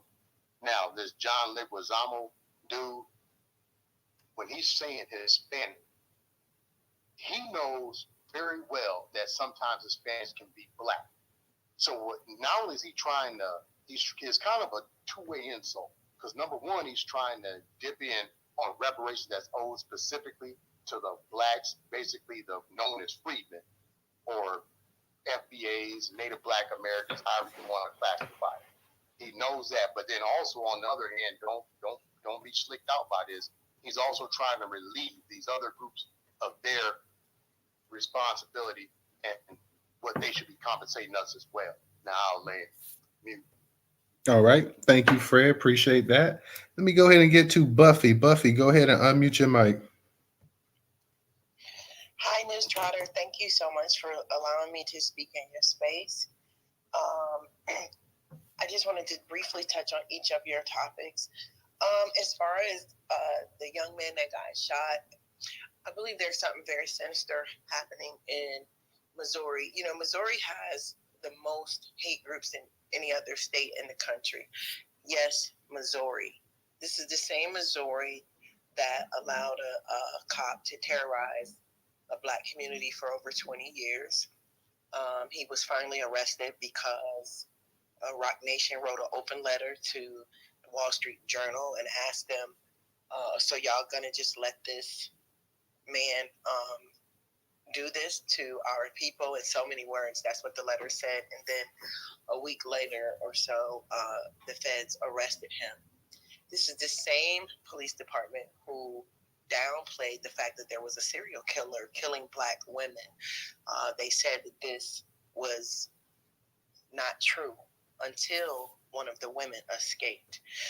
The only people who was ringing the alarm on that was like the grassroots activists, people on TikTok, who said, yes, there's a serial killer here in Missouri. So these are the type of people that we're dealing with. The white man did just get arrested. He was charged with assault and something else. But if you look at his mugshot, you will see this man probably been terrorizing Black people his entire life. All the stories is putting his age first. I don't give a fuck how old he is. He could be 85, he could be 95. He still shot the young man. And then once he shot him, he shot him twice. So yeah, I'm very hip to what's going on in Missouri. It's very sinister. As far as John Leguizamo, you know, I'm a real gatekeeper of hip hop. I feel like that belongs to us. I think we just, I don't know. I think that Kid Rock and how he was, I'm from Detroit and I'm hip hop, and now he's so right wing. This right wing white guy, you know, it's like they jump in it. They jump in and they jump out. Hip hop was created from our pain, our stories, broken glass everywhere, people pissing on, you know what I mean? I'm just a real gatekeeper of that. I know hip hop, like everything else, evolves, but we created that. That's like, you can't say that they created hip hop. That's just, yeah, that's my point on that. And lastly, as far as E-40, earlier the young man said, well, I don't know what he did. And I respect that because, you know, sometimes we fight for people and then later on we find out that they really don't represent us. However, I want you to be mindful. Like he said, he's Black. He spends a lot of money on the game. This is the thing. Recently, okay, they say Jamie Foxx just got sick, right? And there was a thread on Twitter that said, you know, if Jamie Foxx ever did something nice for you to you know, put it in the thread. And there was hundreds of people, famous and mostly non-famous people, who was blessed to come in contact with him and was just stating all his blessings, right? So I say that because you don't know what E-40 has done for the culture. And a lot of people just aren't doing it for clout. You have no idea what people do behind the scenes, who never talk about it, who never post about it, who never boast about it. So let's just be mindful. Just because a lot of people may not be on Twitter or social media, you know, loudly doing it, we just don't know. I watched the video that Jalen Rose put out. You can clearly see the white woman, you know, just so happy that he got kicked out and laughing, and she does have a drink in her hand. So, you know, she's inebriated. They said he was standing too much, just like Jalen Rose said. However, he could have been offered a warning, but they immediately kicked him out. And I just think that's wrong. And that's all I wanted to contribute to the space, you guys. Thank you. Thank you, Buffy. Definitely appreciate that. And I did not know that about you know, Missouri having all of these hate groups up there, the most in the nation as well too. So thank you for that insightful information as well too. So I definitely appreciate that. Let me go ahead and get to American. Hey, real quick, Golden State Warriors gonna dog the Kings now because of that, yo. Watch it. I'm about to get the cable subscription back just to watch this series show. You got it, American. Go ahead and unmute your mic. Thank you, co-host to the room. I think I'm going to start off, since we talked about Missouri, I'm going to start off there. Yes, something very odd that I was being, but also, too, from what I see is nationwide. We have a lot of Black faces they put up there to make things A-okay, and it's not A-okay. It's a lot of sick shit that's going on. In almost every state I've been in, including the one I'm in now. But as far as with the young man being shot, no, he did not deserve that. And I just hope that he gets justice. Also, too, Ronnie tweeted out, and including myself, tweeted out that where are all of the African organizations talking about this? Where are all of the other? It seemed like we were up to always fight. We're the ones that fight, and everybody else be able to get into different areas that were meant for us, far as doctors and lawyers and scholarships and all that good stuff. So they're able to be the face of that, and deal mostly in that from what I can see. But stuff like this is always us with the fist out. And don't get me wrong, there's nothing wrong with standing up, because this young man did not deserve that, 100%, right? But it's just funny that it's always us, Black Americans, out in the forefront of everybody's stuff. And that's neither here nor there. So I'll leave that at that. Hopefully the young man, like you said, I guess he's at home now. So thank God for that. Next thing I'm going to hit on is this John Leguizamo. I don't even know how to say his last name. Mr. Leguizamo. No, his name is John Legrini. Leguizamo. It's actually Leguizamo. They just messing with you. It's Leguizamo. Leguizamo. In other words, his name don't matter to you're a bitch. Oh, excuse my French. Right, whatever he is, I take that. That's fine. He is that, and probably a lot more. When it comes to him, he's trolling. That's the very first thing.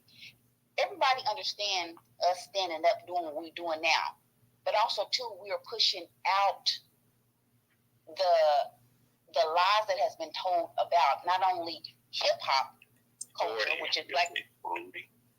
Oh wow.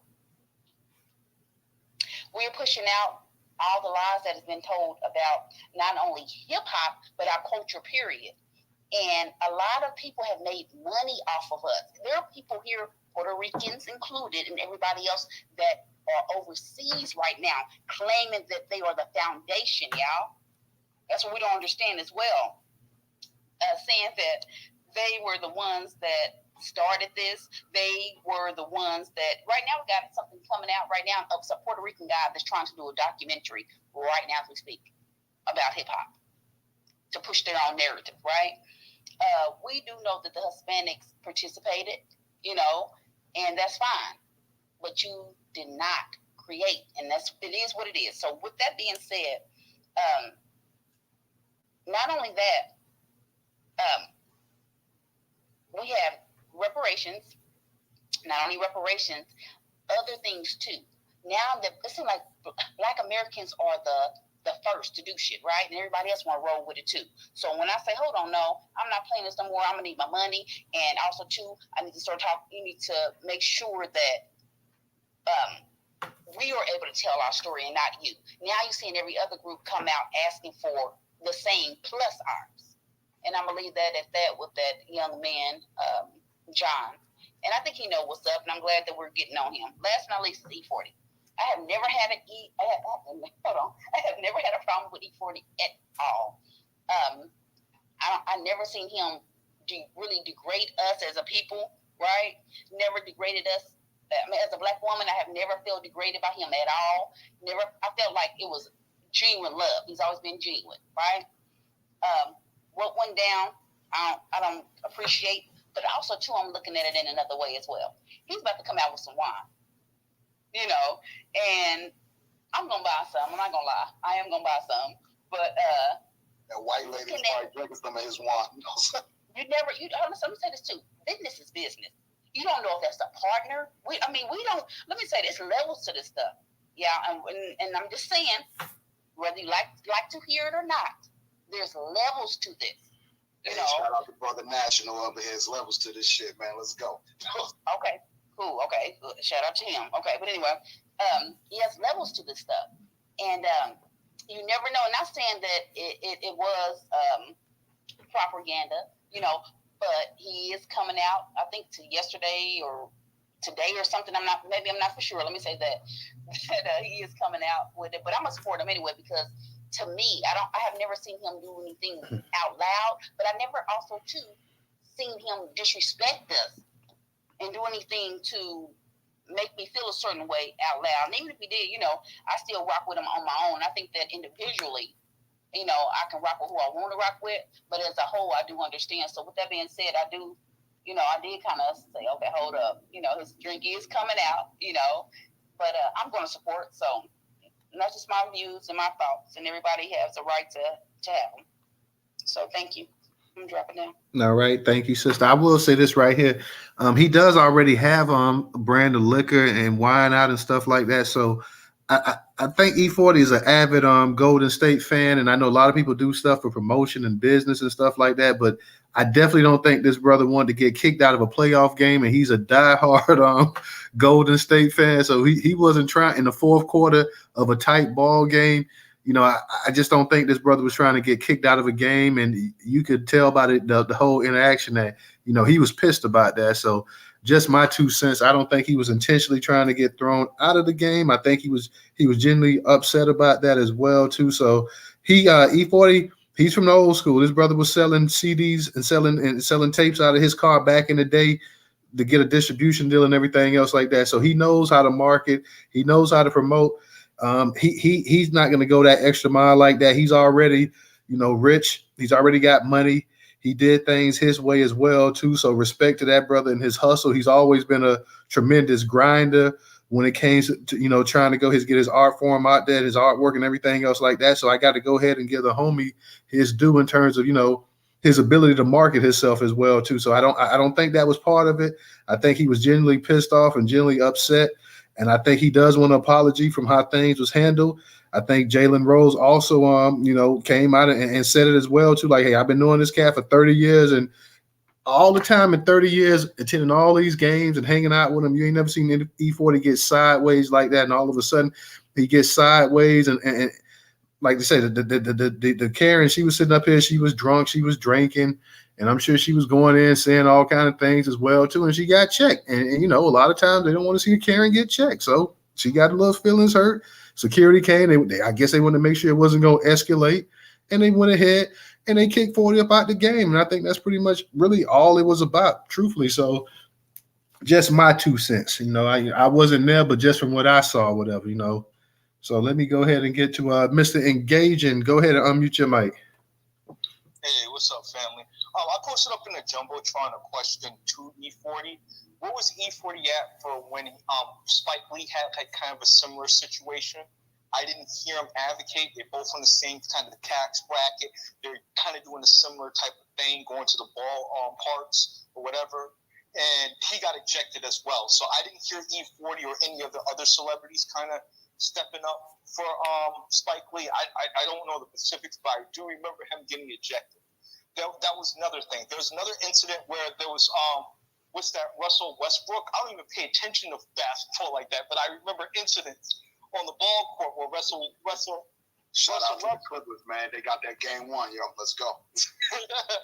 Okay, Russell, whatever his name is, Westbrook. He had an incident, I remember, where I guess it was a fan that was taunting him, and he got into it. And like my thing is like, it's kind of the similar thing. It's like, don't go off and start screaming racism when we've been screaming racism for a very, very long time as a community.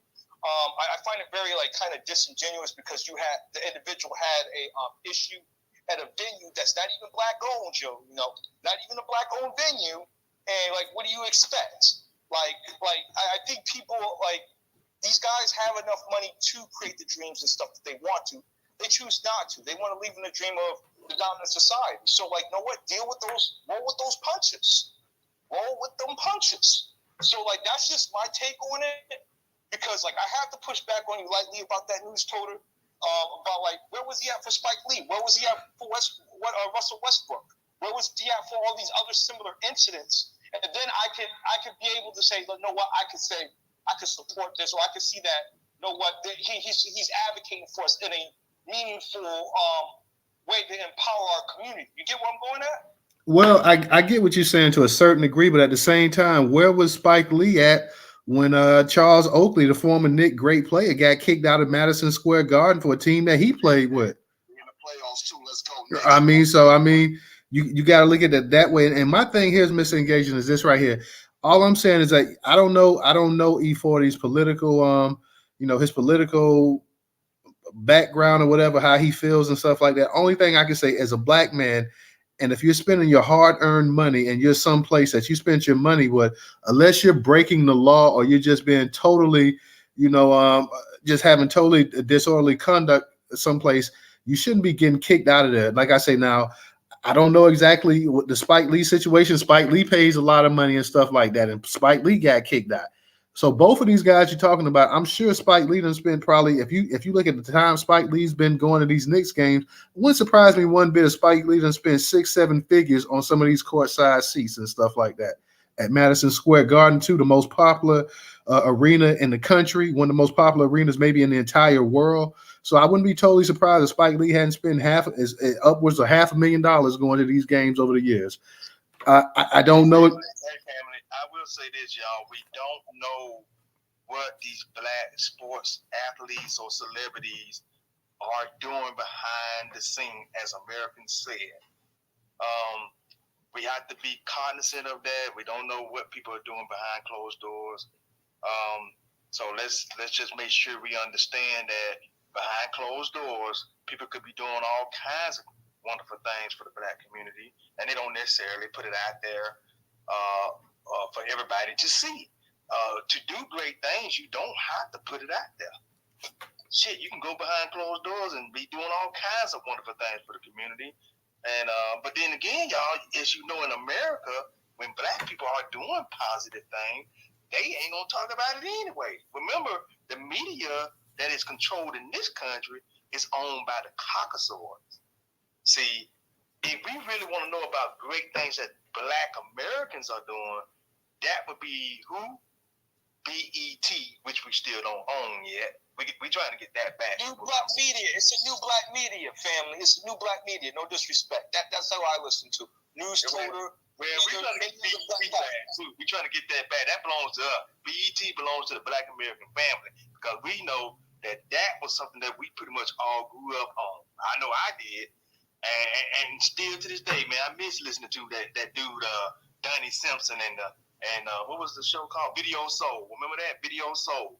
That's what I'm talking about. Oh yeah, well my girl Sherry Carter. That's what I'm talking about. Miss Sharon Carter, man. Oh yeah. But Mr. Engagement makes a good point too. Like let's say BET, for the fact that BET's been in the hands of some of everybody now, even if you get BET back, will it ever genuinely be what BET once was? Has it already been co-opted? Could it ever get back to what it once was? No, that'll never happen. You have to start anew. Yeah. That's why I was saying the best thing to do is really just let it go into the hands of whoever really want it. But hopefully one of the three, Byron, Puffy, Tyler Perry, get it and it stay in the hands of an American Negro, because we do need them archives. That is our shit. Like you're saying, Professor, that's our shit. You feel what I'm saying? We should have that in our hands. Ebony Magazine, Jet Magazine. But if our people ain't willing to fight for the shit, or even if we ain't really even, I'm not backing none of the three. I don't think any of them three should have it. I'm just being logical because I'm in the same space they're in, and I know what they do. They not going to advocate for us, y'all. We have a better chance if black people could come together and everybody say, hey, nigga, I got $25 on shit, nigga. I know they ain't a lot, but shit, it's $40 million of those. Add up the money, and that's a down payment for BT. You know what I'm saying? We'll get you the rest within 5 years, whatever. But they got the money to go ahead and buy it outright to a certain extent. But even then, they're going to still need certain signatures to get that shit, because that's what Byron Allen needed to get the Weather Channel. He did that. He didn't spend his own bread. He used somebody else's money. And we got to start thinking on the same page. This is why we need to start businesses, yo. But go ahead. Yeah, We need to get BET back. Yes, we do. Get it back, but Professor, the only thing I'm gonna say, if we get it back though, what kind of programming now in the day's age and time? Let's say Tyler Perry gets it back. Tyler Perry kind of, and people. That's why I see Medea, but Tyler Perry kind of putting a lot of different type of stuff out there in his movies now and stuff that he's putting a lot of. And I'm not gonna just say LGBTQ stuff, but he's putting a lot of stuff that you kind of shake your head about. You be like, I don't know about this right here. So I mean, if he actually got control of it, what is he gonna put out? It's mainly Medea shit. Same thing with Puffy. He's gonna give us some making the band grab, and Byron Allen would be the most logical in my opinion. Yeah, he would be the most logical, and probably the best type of narrative. You know what I mean? To make it educational and fun at the same time. I tell you who really should get that if he really want to get it, or is he a billionaire? Robert Smith, is that the one that I think? Yeah, but I don't think Robert Smith even won it though. Man, it'd be great for him to get that.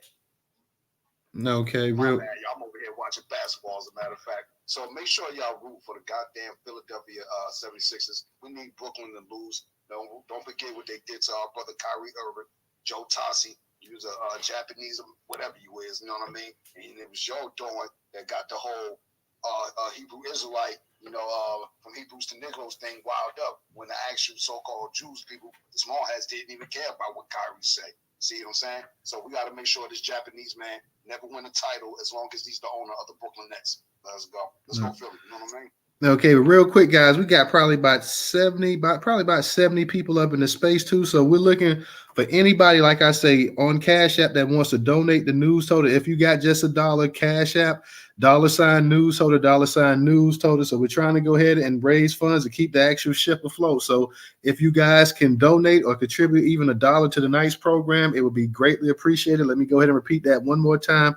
That is $Newstoter, $Newstoter. We got a bunch of our people up in here. So for those who can donate, please, we definitely appreciate it. We have so many of our people that donate when they can, and we definitely appreciate those who always do. So, but for those who haven't and may be able to afford $1 or $2, we definitely greatly appreciate it. So let me go ahead and put that back out there one more time. That is $Newstoter, $Newstoter. And when you donate or contribute to Newstoter, you're donating and contributing to the largest Black-owned, Black American media news curation platform today in America. So we're churning out content left and right, have our own platform.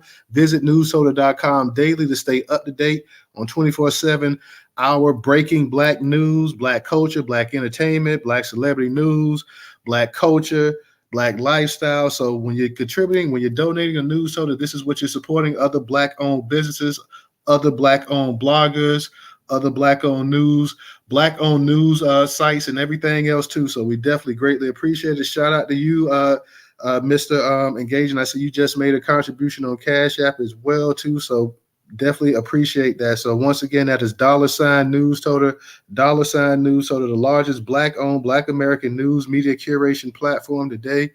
Sadar, I believe. Thank you, Sadar, for your contribution on Cash App. Let me go ahead real quick and let me get it because the conversation is flowing pretty good. I got Black Pressure up next. I got you, T. Then I got you, Volvo. I got you, DJ, if you want to speak, but I know you're probably going to kick it off to somebody else. And we got Fred and we got Mr. Engaging back again as well. So go ahead, Black Pressure. How you doing tonight?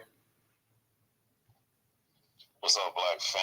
What's up, News? Ray DJ, what's going on? What's up? So I know I heard a few people say that they did not know E-40's I guess his political point of vantage.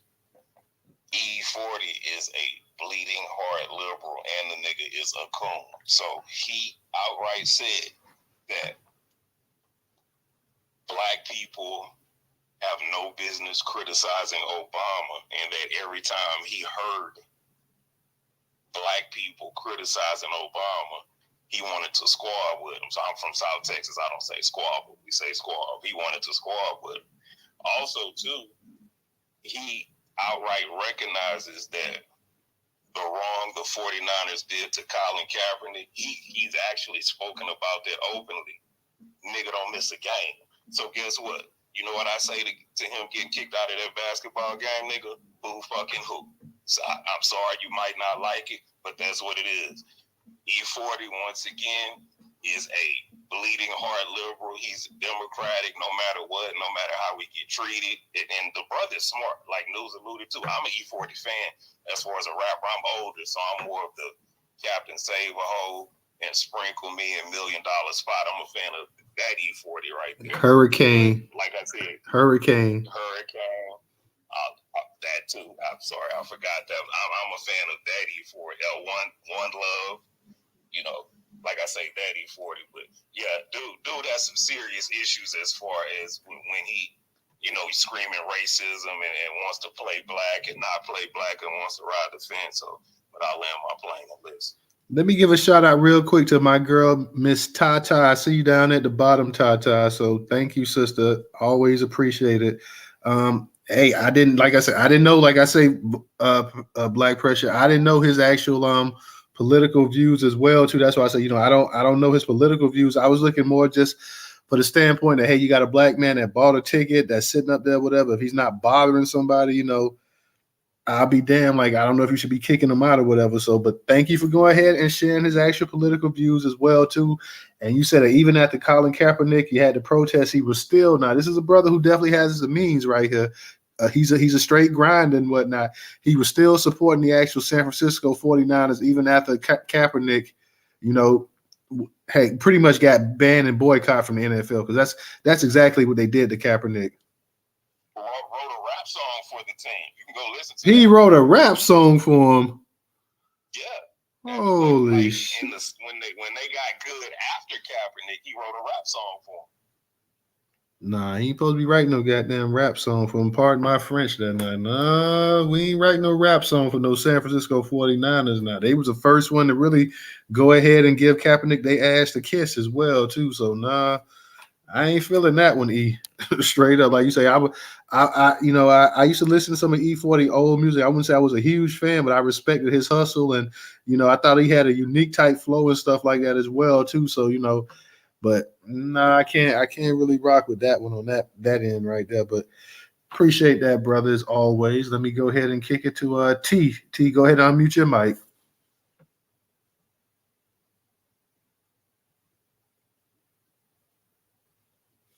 You there, T? Y'all here? Yeah, we can hear you. What's going on? Oh, not much. I'm just listening to shit. But let me see. I'm gonna go down the list. That John Iganaga, whatever his name is, fuck him.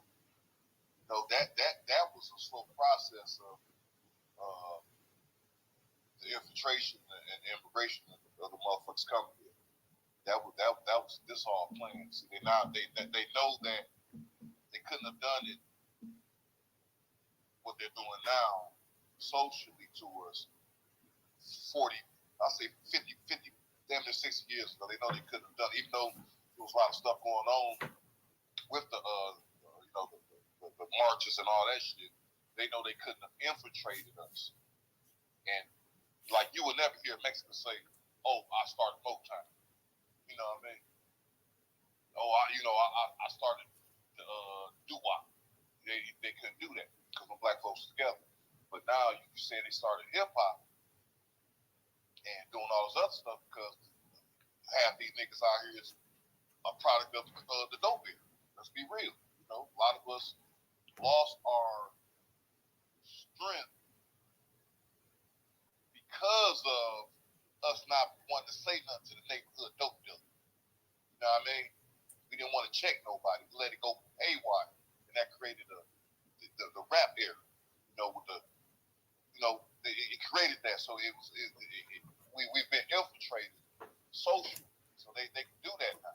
So it's going to be more. It's more is coming.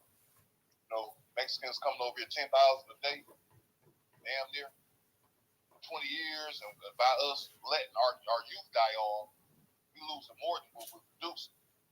Like all of us gonna get old, but then what about the second, third generation that's gonna come up after us? You know what I'm saying? So they're already playing ahead to slowly wind us down.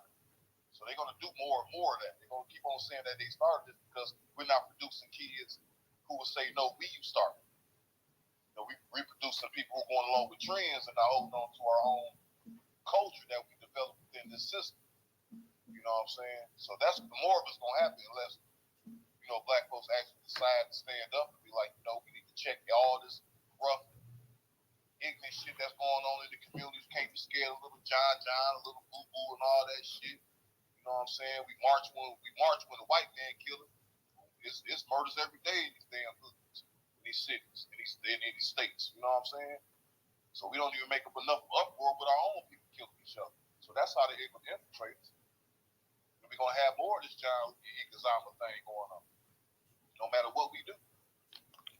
And that's on that. And as far as the culture, that's what they do, man. They gonna always steal from us, because we're not holding it down, man. Let's be real. Ain't none of us holding it down. You know what I'm saying? Like we want to. We can say we want all this shit on fucking social media, but ain't none of us really doing nothing. You know what I'm saying? We ain't about to check the big beach. The next big beach is coming up. Like, hey, nigga, you can't sell dope over here, dog.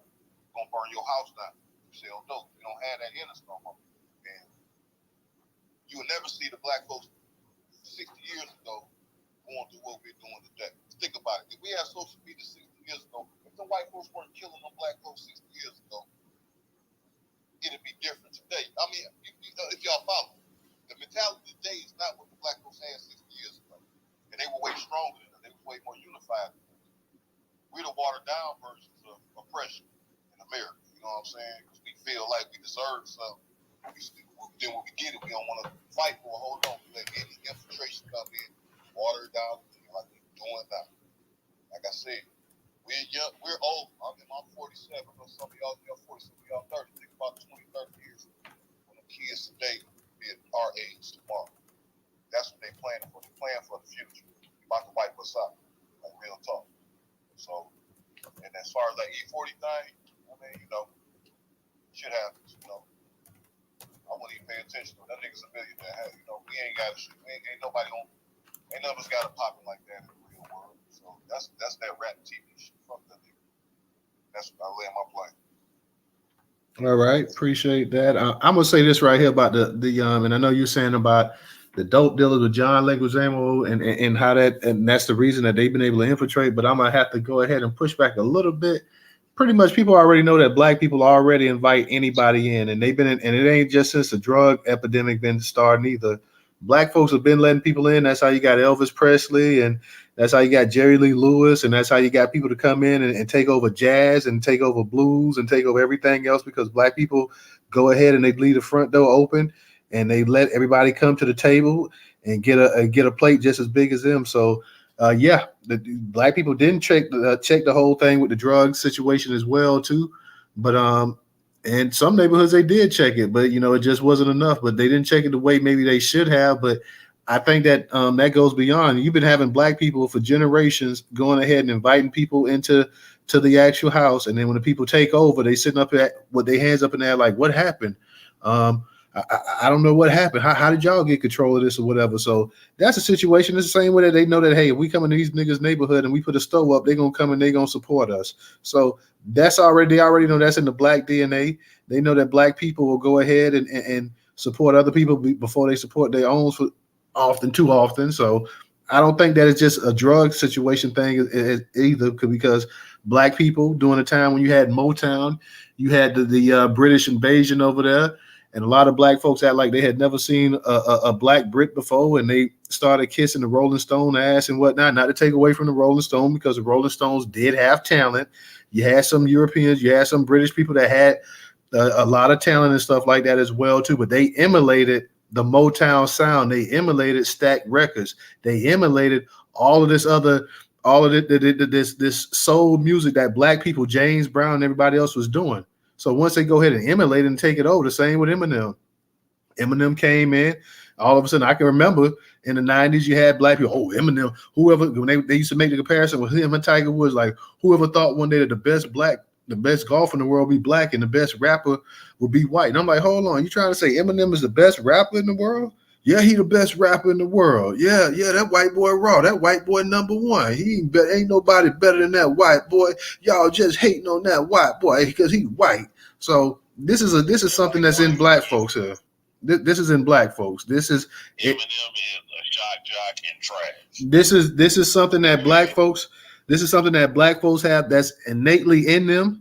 That they'll go ahead and they see somebody that come outside of being black and they will go ahead and embrace them. So the fact that, and nobody's checked Fat Joe in hip hop, not one black person in hip hop, all these black people in New York, where all of this stuff originated from, not one of these black people sitting up there really checking him. You may have somebody whisper here and there, well, no, y'all didn't start it. And no, there ain't nobody say, hell no. We started this. This is we came up with this. Yeah, y'all came into this, but y'all didn't create this. We're not equal partners in hip hop.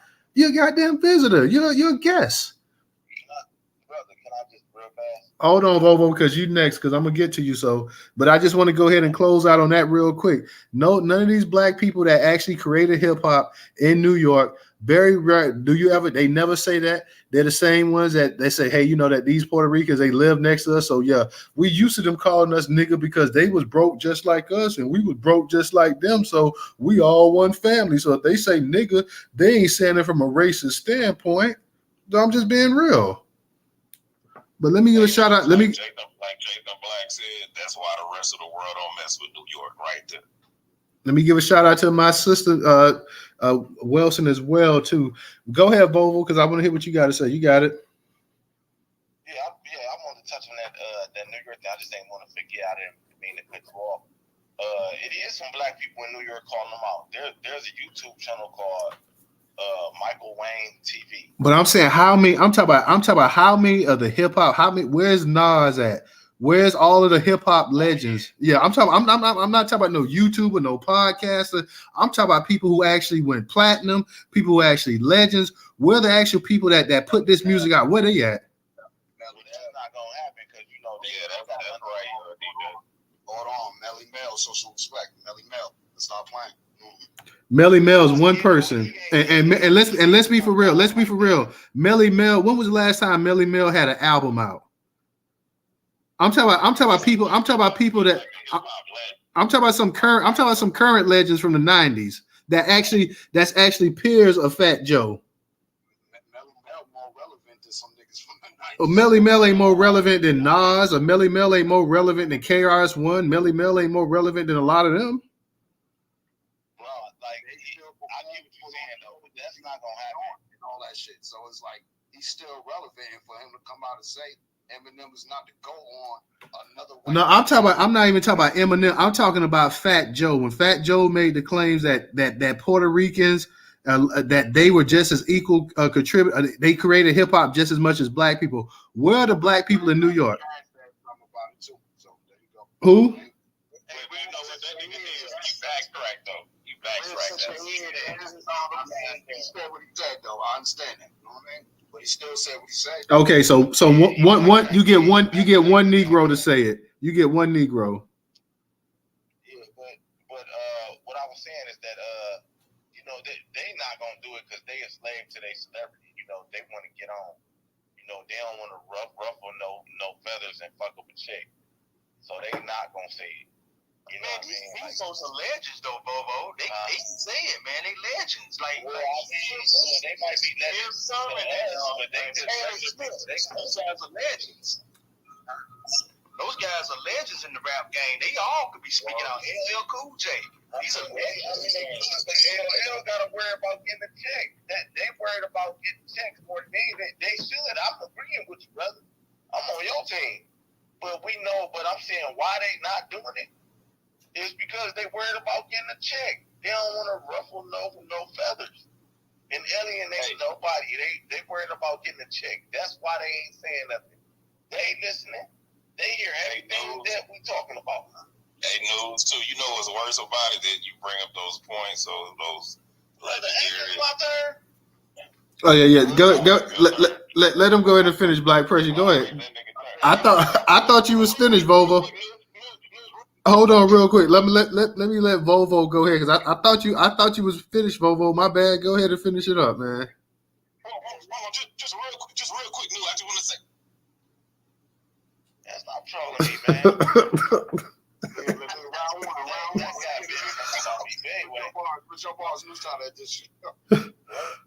Go ahead, Volvo. Everybody just find themselves coming off the mic. Go ahead, Volvo. You got it. You got it. You got it, Volvo. Go ahead. But anyway, I want to touch on the kid that got shot, man. You know, that's very unfortunate. You know what I mean? That's horrible. That's a horrible situation. But as far as I'm concerned, man, I mean, a lot of people might not like what I'm gonna say, but I don't know, man. I don't view them Africans as the same as me. I'm sorry. So I feel as though that ain't really my business. You know, that's their American struggle. That's their American struggle. When we have our struggle, ain't nobody coming to save us. Ain't nobody, they siding with them and all that type of shit. They side with white people that's calling us nigger and shit. Or I ain't talking about me. They ain't talking about them. They don't get it. So that's part of their American struggle. It's time for them to put in some work. They came over here to be Americans, right? Ain't that why they here? Well, hey, you got to pay some dues. You got to go through some tough time. This is where you at. You came and entered a race war. So you look like us, but you not us. So that's your struggle in this country. You know, you got to watch where you step, and sometimes you got to learn the hard way. You know what I mean? Sometimes you got to learn the hard way. So I view them as like, you know, like a Chinese person or something like that. I ain't gonna lie. I mean, if that happened to a Chinese person, my human being in me, the human being in me would say, that's a terrible situation. That should have never happened to nobody. But as far as me going out there and go protest and all that shit, they like Chinese or Japanese or a Latino or something. Like, we just share a similar skin tone. That's how I look at it. That ain't my people. That ain't my business. You know what I mean? So, hey, man, that's just part of their American struggle. They got to figure out who they is. I land my plane, brother. All right, Volvo. Hey, I mean, you're entitled to your opinion. Let me just ask you this one question real quick. Do you Oh Lord, and hey, I got DJ. We got our buddy over on YouTube. Love my folks and came back and after Volvo said that she shot him 100, and then she said they don't look like us, and she just took the words right out of my mouth. I was gonna say, do you think the African kid that got shot, they shot him because he was African, or they shot him because he looked like a black person? Let me just ask you that real quick. What do you think? Because he looked like a black person. Okay, so I just wanted to check and see what you was gonna say on that. So I just wanted to see but that's cool. I appreciate it, Volvo. I'm gonna go ahead and get to let me get to Wilson, since Wilson is actually a new speaker. I want to go ahead and get to a new speaker. So let me go ahead and get the Wilson. Wilson, how you doing tonight? Go ahead and unmute your mic. Hi, how are you? I'm doing pretty good, Wilson. How you doing? Swin? Hi, how are you? I agree with this gentleman who just spoke. There's a lesson that has to be learned with them. There was a piece that was on Twitter. Someone shared. I think it's a relative of this young man who was shot in his head, and she fully admitted that they come here with the expectation of when they come here with their education or get an education and they get a good job, they were told to stay away from Black Americans. Now they are the ones that will go to these two-horse towns out in fucking Missouri, of all places, where we don't roam, okay, and think that because they want to be their friends and their children play with their children and marry into that fray, that they are now exempt and they are now a unique and special kind of Black person in America. And you're seeing incidences with them getting shot and killed, like both Amjan in Houston and this young brother here. Listen, it happened. The message should have been resonating with them very early on with Amadou Diallo in New York City when they shot him. What was it, 28 times or 40 times? The brother was just going to get his keys out of his pocket to open up the door. They don't get it. And, my father always had a saying, when you don't hear, you will feel. Okay? And I wrote in my Twitter, I look at all the Black American people out there protesting. And the people can correct me in this room, I see Lee Merritt and Benjamin Crump and Ben Crump out there, coming out. They're going to be, speaking on behalf of this family. There's got to be some African attorneys here that you need to tell me that you're not going to stand up for your people. Where is all the money to donate to support those protesters out there, or to donate money to get buses out there so that your people can protest in front of that man's house or in front of the police station? Nothing. I wrote, where is Emmanuel Acho? How is all that uncomfortable conversations with white folks working for your fucking ass? You're so off cold thinking that you can behalf of Black Americans because you feel that you don't come from this type of oppression, which is what he said, that he can resonate with white America. It didn't work. It's not going to work. And they feel that because they've got this, they bring some uniqueness to America, to white America, that they're immune to white supremacy, and they are going to learn a lesson. And I agree with this brother. Let them deal with their own shit. They need to learn. What they need to do is come here, have the respect, support Black Americans, and pushes for reparations and justice and all. Stay quiet and learn so that you can go back to your goddamn continent and fight those damn Chinese. I don't know, where on earth do you see a race of people with penises the size of a peanut overtaking your continent, beating you into colonizing again? Nowhere but them. Do you think when Russia invaded the Ukraine, I was talking to my mother about this today, when we saw the first maybe 15 days, how those damn Ukrainians was going upside those Africans there, throwing them out into the cold, some of them with children, babies, infants. Do you think that could have been us out there? Nah, it would have been hands and feet. It would have been black hands and black feet going upside their ass. So at the end of the day, I feel for this young boy, he's 16 years old. This white man had all intention of killing him as he stood over him and shot him again. What he did then, this is karma for you. That boy is alive. I don't know if you guys saw it, but his name has been released. His last name is Lester or something like that. He has been charged with murder. His name is 84-year-old Andrew Lester. He's been charged with 2 felonies. And see, these Africans are going to learn something. Don't you think for 1 minute they are in the background trying to figure out if they can pull some fucking law 400 years ago for the state of Missouri to use to save his ass from going to jail? Trust and believe.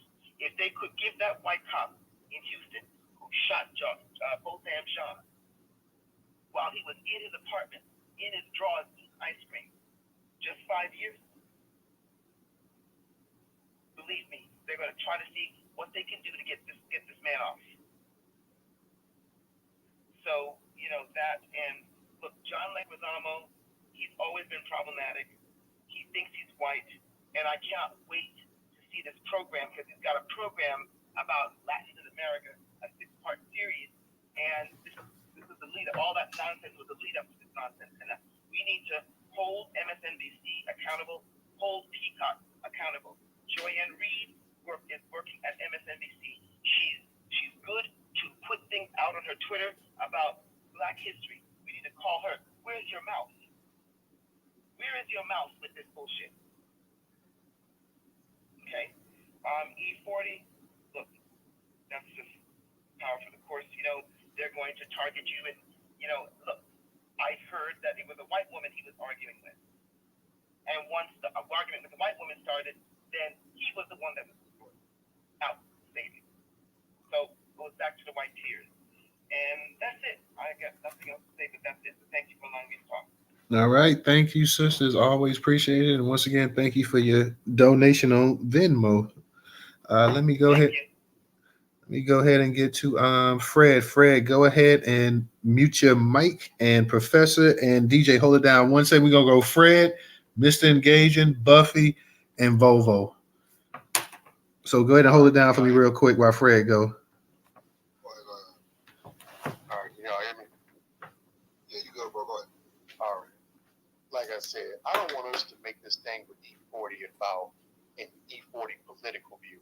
That's a slap in all of our face as far as like what happened with E-40. Now, with this, when they're talking about with John Leguizamo, not only do we need to put a fence around hip hop, we need to put a fence around all. We basically created American music, period. Now, was very disappointed with the black folks in New York and damn near all the way along the East Coast for letting a lot of these Puerto Ricans get away with saying nigger. Oh, well, they're just like us. You know what I'm saying? To me, that was some of the dumbest shit ever. Because, see, what they didn't understand is that, you know, they don't have your shared experience. They can switch sides. One minute they claim it's Spanish, next minute they're claiming Latin, next minute they're claiming Latina. So therefore, it's not the same. So it's like if they can address themselves however they want to, but the one thing that we're not going to allow them to do is to change what we are. Now, when it came to rock and roll, if they start making documentaries right now, giving credit to other groups of people, everybody was. There's lots of people who was there when it was created, but they didn't have a hand in actually creating. Same way with hip hop.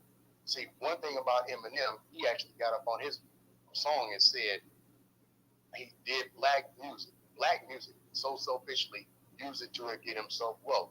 Now, he's not claiming that nobody else co-created hip hop. Now, whether you want to rank him high or low or whatever, that's on you.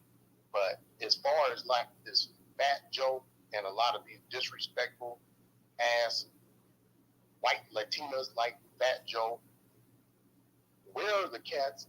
Like someone had said earlier, where are you at, black folks, to let you know to put these motherfuckers in check? Because see, right now, when hip hop, there's really been, every time we create some genre of music, it always transcends everything. So I'd like to know, where are they at? Like someone said earlier, where are y'all putting them in check with this at, so it don't get any further? Mute. Very good point, bro.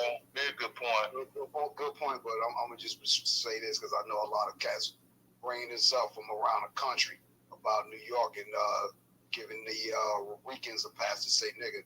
Nobody gave them a pass to say anything. That was just more of a personal thing. This my nigga. You know what I'm saying? We just chilling around each other.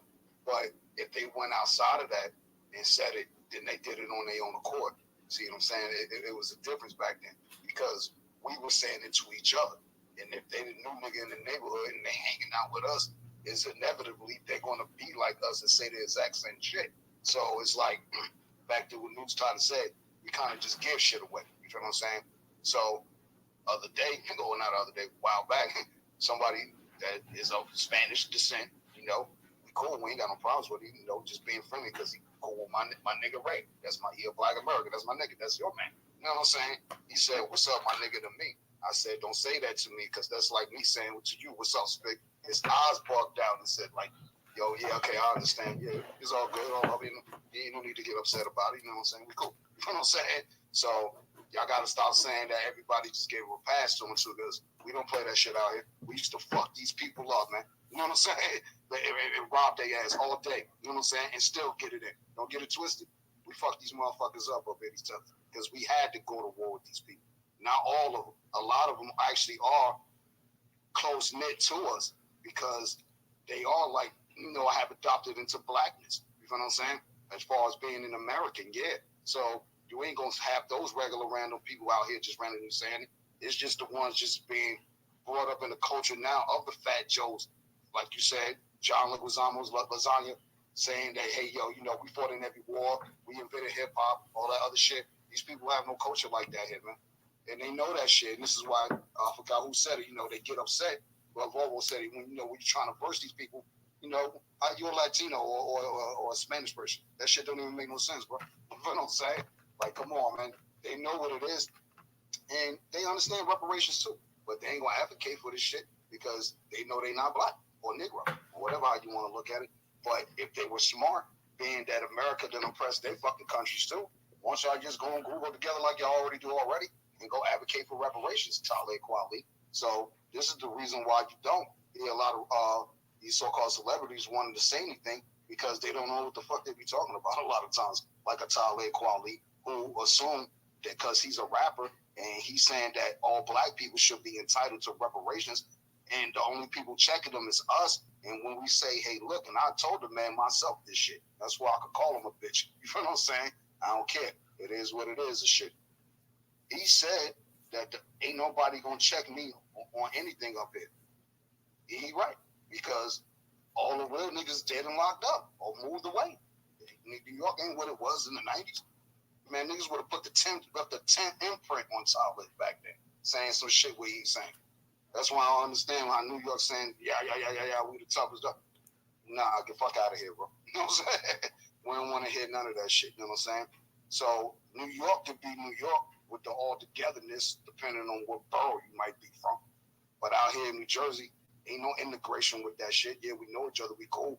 We be amongst each other in the same neighborhoods. Yeah, we understand that. Some of these Puerto Ricans are even product of the New York riots. So if they would ever file for some type of reparations on their own, of course, they would get that shit instant. You feel what I'm saying? This is why I need my check, Jersey. I need 10 million. Cali getting 5, I need 10. Y'all did way more damage over this side, in my opinion. You feel what I'm saying? We got the receipts. You know what I'm saying? Jersey had a strong fucking hand in slavery, yo. I'll yield there. All right, I'm back. See who's next. Mr. Engaging. Go ahead and unmute your mic. Hey, what up? Yeah, I posted some things up in the Jumbotron about some of the sentiments about. I'm gonna speak on the Ralph guy. The thing is that you have individuals that are not from our lineage that come in and try to assume positions of authority in order to undermine our community. One of the examples that I posted up in the Jumbotron or posted up in the comments section was this African Nigerian guy who wanted to get rid of Black History Month. So, like, yeah, we might. The only reason why that they are getting treated a certain way, it's because they're trying to emulate us. So, you know what? Hey, that's what they get for putting on our treating our lineage and stuff as a costume. You know, I'm tired of people putting on our clothing, taking our swag, and moving how we walk and stuff, and not taking no repercussions from that. Not paying homage to the people who created it. The reason why we had those styles is because of our condition of who we are as a people, not because of something it was like designed. You get what I mean? So like I get kind of offended when I see our culture, our image all over the world, but there's no restitution being paid back to us, and I find that disingenuous. So. You know what? Just because he put on the wrong jersey and he got treated by the ops the wrong way, should we be up in arms? That's my question that I have. Because like I'm not really up in arms per se because it's not from our lineage. The same way they're not up in arms about our situation. They should be. I got one for you, Mr. Gager. Since you want to be up in arms, let's go be up in arms with them cartel motherfuckers about what they did to them black Americans in Mexico, nigga. If you want to go be up in arms, I'm down for some shit like that. Fuck them. You feel what I'm saying? No, I agree with you on that. I 1,000 times agree with you. But what I'm saying is, the reason why I'm saying that is because nobody has said anything as far as like, yo, we should be at war with these motherfuckers because fuck all the mistake shit. That's no mistake, nigga. You know what I'm saying? People walk across that border every day and go to that particular town to get medical treatment. So how did you assume that these 4 people were selling dope? And then give up some randos and say, yeah, they did it. But we don't know what came up out of that. And then dealing with this Joe Jangles administration, that motherfucker ain't did nothing about that shit. It never will. And the reason why we know this, you see the 2 survivors doing news tours. Fuck that shit. Hit the red button, dog. You know what I'm saying? And wipe that whole shit out. You know what I'm saying? Yeah, I agree with you. You're not going to catch any pushback. The same thing with the Sequila, even though she's an immigrant type of situation from what they say. I haven't really verified that. But when I see those incidents worldwide now, because we're getting targeted worldwide. Like we're going out and enjoying our vacations and minding our own business, being Negro, Black American people and such, and we're getting attacked. Like we got to put things into the right context.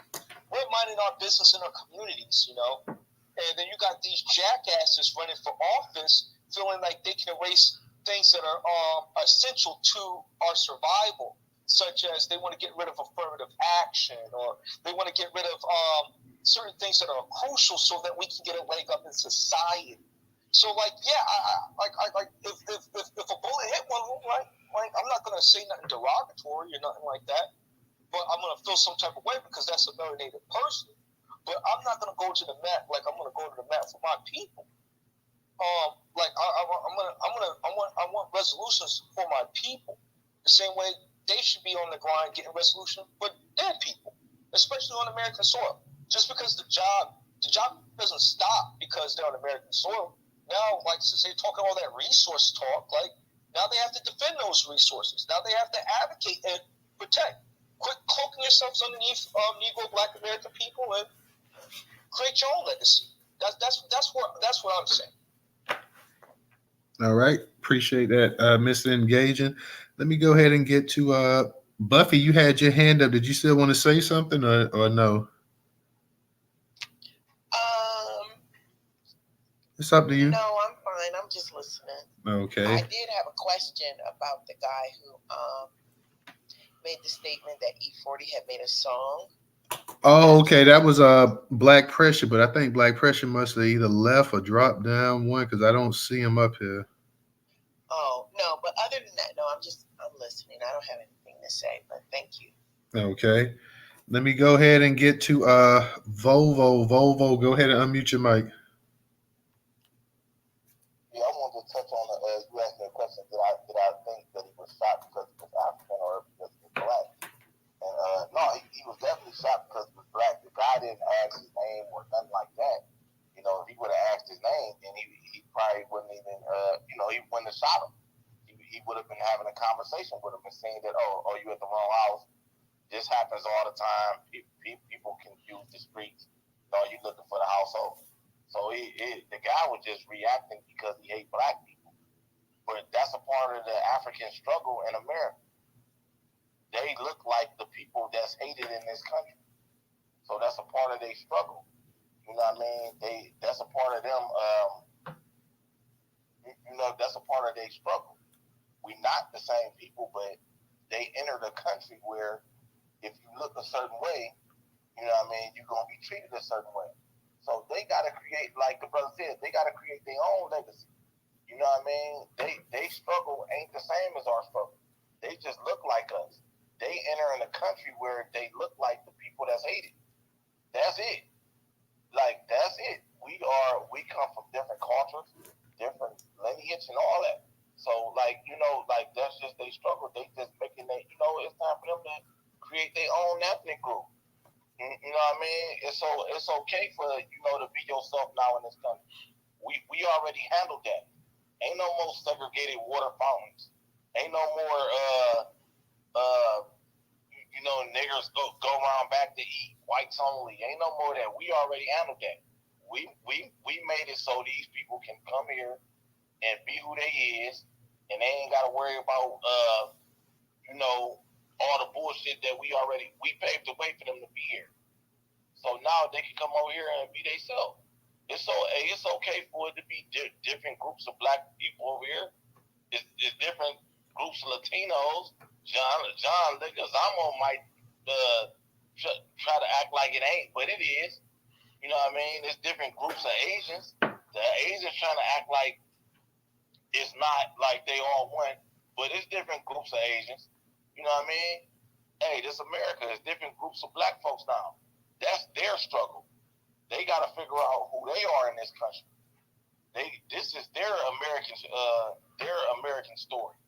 You know what I mean? They immigrants, and they immigrated somewhere where the color of your skin makes you hate it. Yeah, hey, they got to figure it out. Appreciate you letting me speak, brother. All right. Appreciate that, Volvo.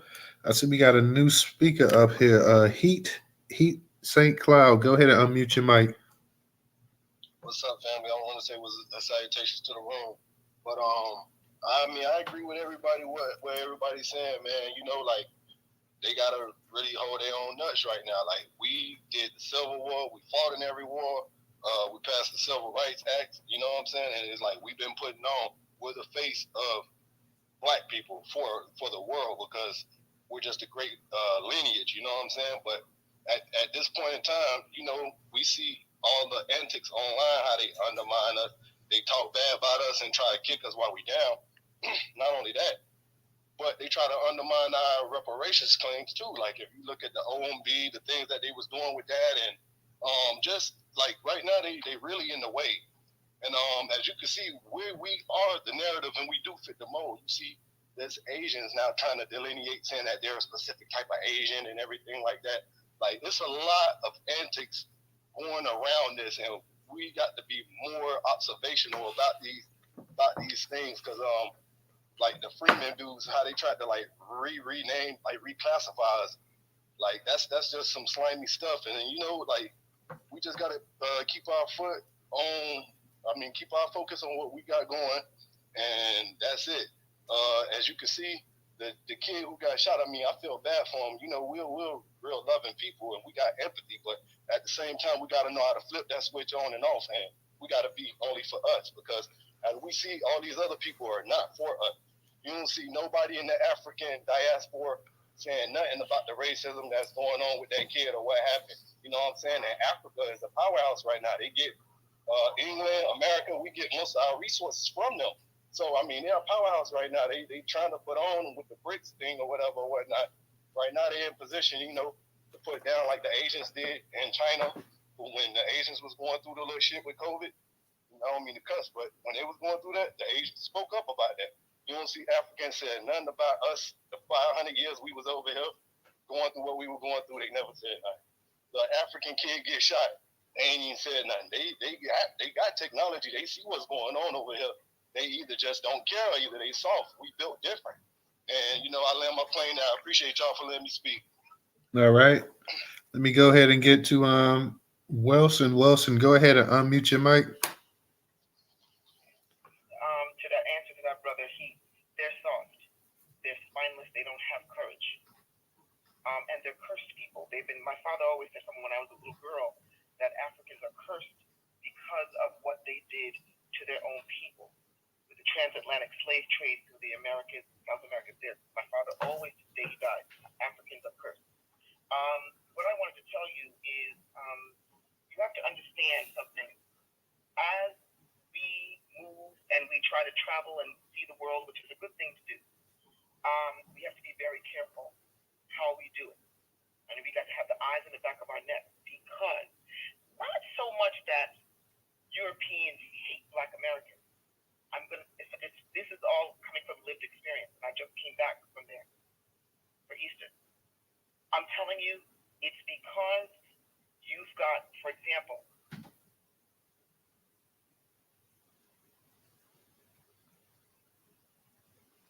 Hey, are you still there, Wilson? Give her a second to see if she's still there. Yo, twin, you there, sis? Brick City in the buildings. She may have lost a connection real quick. Drop your mic, sister. Come back. Drop down, come back. I know. Oh, yeah, go ahead. Yeah, I can hear you now. Yeah, okay. So you've got, like how we have in America the bordering southern border states to Mexico.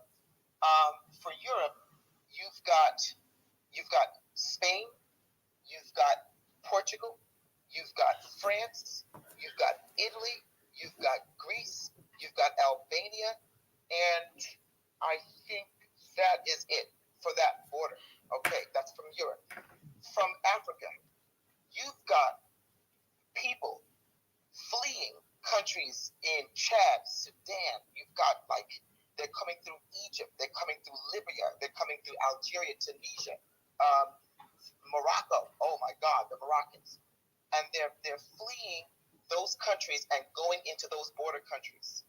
So what is happening too is that you've got a reaction of people in those European bordering, quote unquote, bordering countries. They have had it with these Africans. They have had it. I mean, just how we have it up to our necks with these goddamn Latinos crawling through pipes of shit coming here and calling us all kind of niggas. They are being harassed by these people, robbed. Just the same thing that's happening here is happening in Europe. So then when we go on vacation in these places, okay, we are met with hesitation sometimes with a lot of aggression. Sometimes when they realize, when they hear your voice and they know that you're an American, they ease off. Sometimes they can just look at you and the way you dress and know you are not an African. So I'm not making any excuses for them. But what's happening here in this country with all these people fleeing and coming here and living off of our resources, it is the same thing in those countries. But interestingly enough, like, I don't know if you saw in the news with Ireland. Ireland made laws maybe about 10 years ago that basically said, we don't want you here because we don't have the kind of resources to support you. That is still in place. A lot of these countries don't have the kind of resources to support them. Okay? So I was in England, and I've been to England a couple of times. And this time I noticed something profound, and that is London is saturated with Muslims. I mean, like I say here in Los Angeles, to find people that speak English is like, amazing. You're so happy. There, it's like you're looking for white people. I'm telling you, this is why countries like Sweden, that was normally like a country where people can go and feel free, not anymore. You've got Hungary. Hungary is now an authoritarian country. They are not. They are reverting. White people there are reverting back to Hitler against these people. They don't want them there. France, a complete. They are anti-Muslim, and it's not the same. So this movement is causing a lot of problems for Black Americans who want to travel. And as I said, it's good to travel, but you're going to have to be careful. Now, Asia is a whole other level. Asia is different. They are being indoctrinated with anti-Black hate from the distribution of news, the negative distribution of news and shows and stuff about Black people. And I've known that for years. Because for my work, I had to travel through Asia extensively. And I realized, shit, these people don't like Black people. This is back in 1997, 98, 99 to like 2002. And I realized they don't like Black people because of the indoctrination from American distribution shows that show us in the worst light. It's a whole different story with them. And they come here and they're fresh. And they're disrespectful. And to somebody, we've allowed them to infiltrate our neighborhoods, and they get to know what we like to eat and how we like to wear things, and they've been able to meander into our neighborhoods and capitalize on us and not contribute. So I wanted to share that from a lived experience, that's what's going on in Europe. And it's heavy. It is heavy because these people are out in the street like what I see in Los Angeles. They are deprived. They're not getting the kind of resources that a lot of people who crawl through and get here get all kind of free housing. It's not happening in those countries in Europe. That's why a lot of them are fleeing the United States. So I land with that. Thank you. Hey, the yellow vest people in Europe. All right. Mr. Engaging, you're going to be our last speaker for the night. We're going to get ready to close the space out after you speak. So I'm going to go ahead and let you go ahead and get it in, and then we're going to close this space out for the night. So go ahead, Mr. Engaging. I'm going to just say that we should be very vigilant towards defending and protecting our history, culture, and our lineage.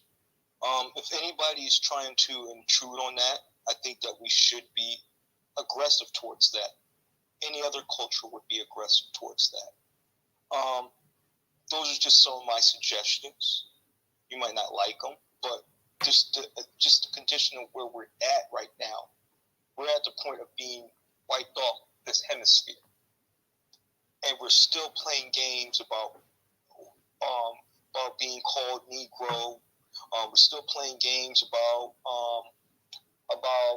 advocating and pushing for reparations. We're still playing games about even pushing for a police hate crime bill as a collective. Not the people in the space, but as a collective, we're still playing games. I don't think that this is something that we should be playing games with as a collective. I think that we should be very, very vigilant, defending our honor, our image at all costs. Because once they control your image, they can eventually start controlling your being and start killing your image as much as they kill us physically. So that's the reason why I'm so harped about this situation. And John, where is Lasagna? Yeah, he needs to be called out. He does need to prove and cite his sources. And he should have been challenged from an academia standpoint. And that was a neglection from our academia, Black professionals or Negro professionals. That's something that they should have. Where's your shout out to Dr. Eric Dyson? You're out there talking about all this other goofy stuff. That's something that was up your alley, brother. What's that other brother? Dr. Martin Lamont Still. You're out here downplaying Black people over Freaknik.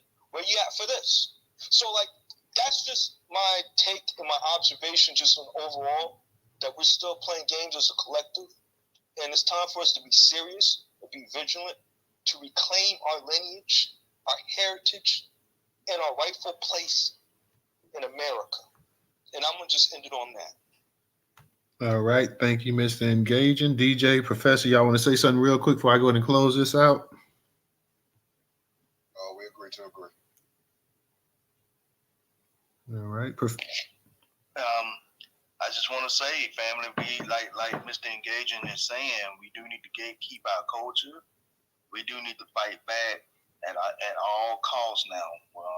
We got all kinds of people coming at us with all kinds of ways to try to it was just basically wipe us off the earth, man. History. They're trying to kill us in every which way they can. So I'm telling you, Black family, wherever we go in our own land, our own country, we need to be prepared with your 2A. So when Sister Wilson was talking about what's happening over in Europe, it's happening right over here. And we're natives in this land, Native Black Americans in this land, and these folks are trying to run us out of here. As well as they trying to run those suckers over there out of Europe. Which, by the way, they should be in Africa and trying to build Africa back up, the whole entire continent. All of our melanated Black people that's over there in that continent should be taking that sucker over and building it up and running those damn small, who was that said small penis? Well, whoever said it was Sister Wills. I thought so. Shout out to Twin. That's right. They should run all those small penis motherfucking chinks out of that motherfucker. I'm sorry. You know, I don't mean to use the stereotype, but that's what these motherfuckers are. They chinks. And by the way, if you go up into the restaurants and shit, you might be eating a damn possum or dog or something, or a mice or something. You don't know what you're eating from these folks, man. Not laughing, no. Professor, I call it kung pao pigeon. There was a Chinese guy in my Instagram. I made a comment about how, somebody said in a comment that they're teaching children, white children from now, to own guns. They want to create a whole mass shooting. I said, yes, they do. All I said was, yes, they do. This Asian guy called me and everything like that, and I just told him about his Chinese ass and his kung pao pizza and his chow chow mein and all that other fuck. I took care of it. Hey, sister, I'm telling you, I'm with you on that, because no telling what you're fooling with them folks, man. They go out there, they if you find out that your dogs are missing in your neighborhood, that might be the reason why.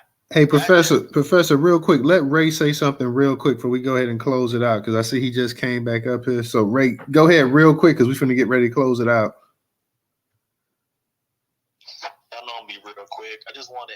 listening to this professor's talking about dogs and the 2A, it made me think about I believe it's New York or at the border in Mexico. The U.S. is actually deploying dogs with AR-15s attached. So I know we talk about getting our 2A up, and that's a whole other thing that a lot of us ain't thinking about. And we damn sure ain't prepared for. I just wanted to put that in everyone's ear. Good night, y'all. All right. On that note, y'all, we getting ready to close the space out for the night. We'll be back tomorrow. We're having a reparations space. We'll be talking about the Juneteenth reparation rally up in DC. So, guys, make sure you come in and you tune in for that. So, we'll be talking about the reparation rally up in DC this summer. So, go ahead and make sure you guys 8 p.m. catch us. Thank you for everybody. We didn't get anybody subscribed to the YouTube channel tonight, so please go ahead and subscribe to the YouTube channel. Like I said, we're trying to get the YouTube channel up, so we need some subscriptions to the YouTube channel. Also, if you can, support us on Cash App, $Newstoter, $Newstoter. Once again, $Newstoter. If you got $1 that you can contribute to the Newstoter platform, please go ahead and think about doing that. Just $1. It doesn't have to be 2 or 3. If you got $1 that you don't mind contributing to Newstoter, that once again is $Newstoter, $Newstoter. So on that note, guys, we will see you guys tomorrow night. Everybody have a good one and peace. Peace. I'm about to start space in 10 minutes. 10 minutes.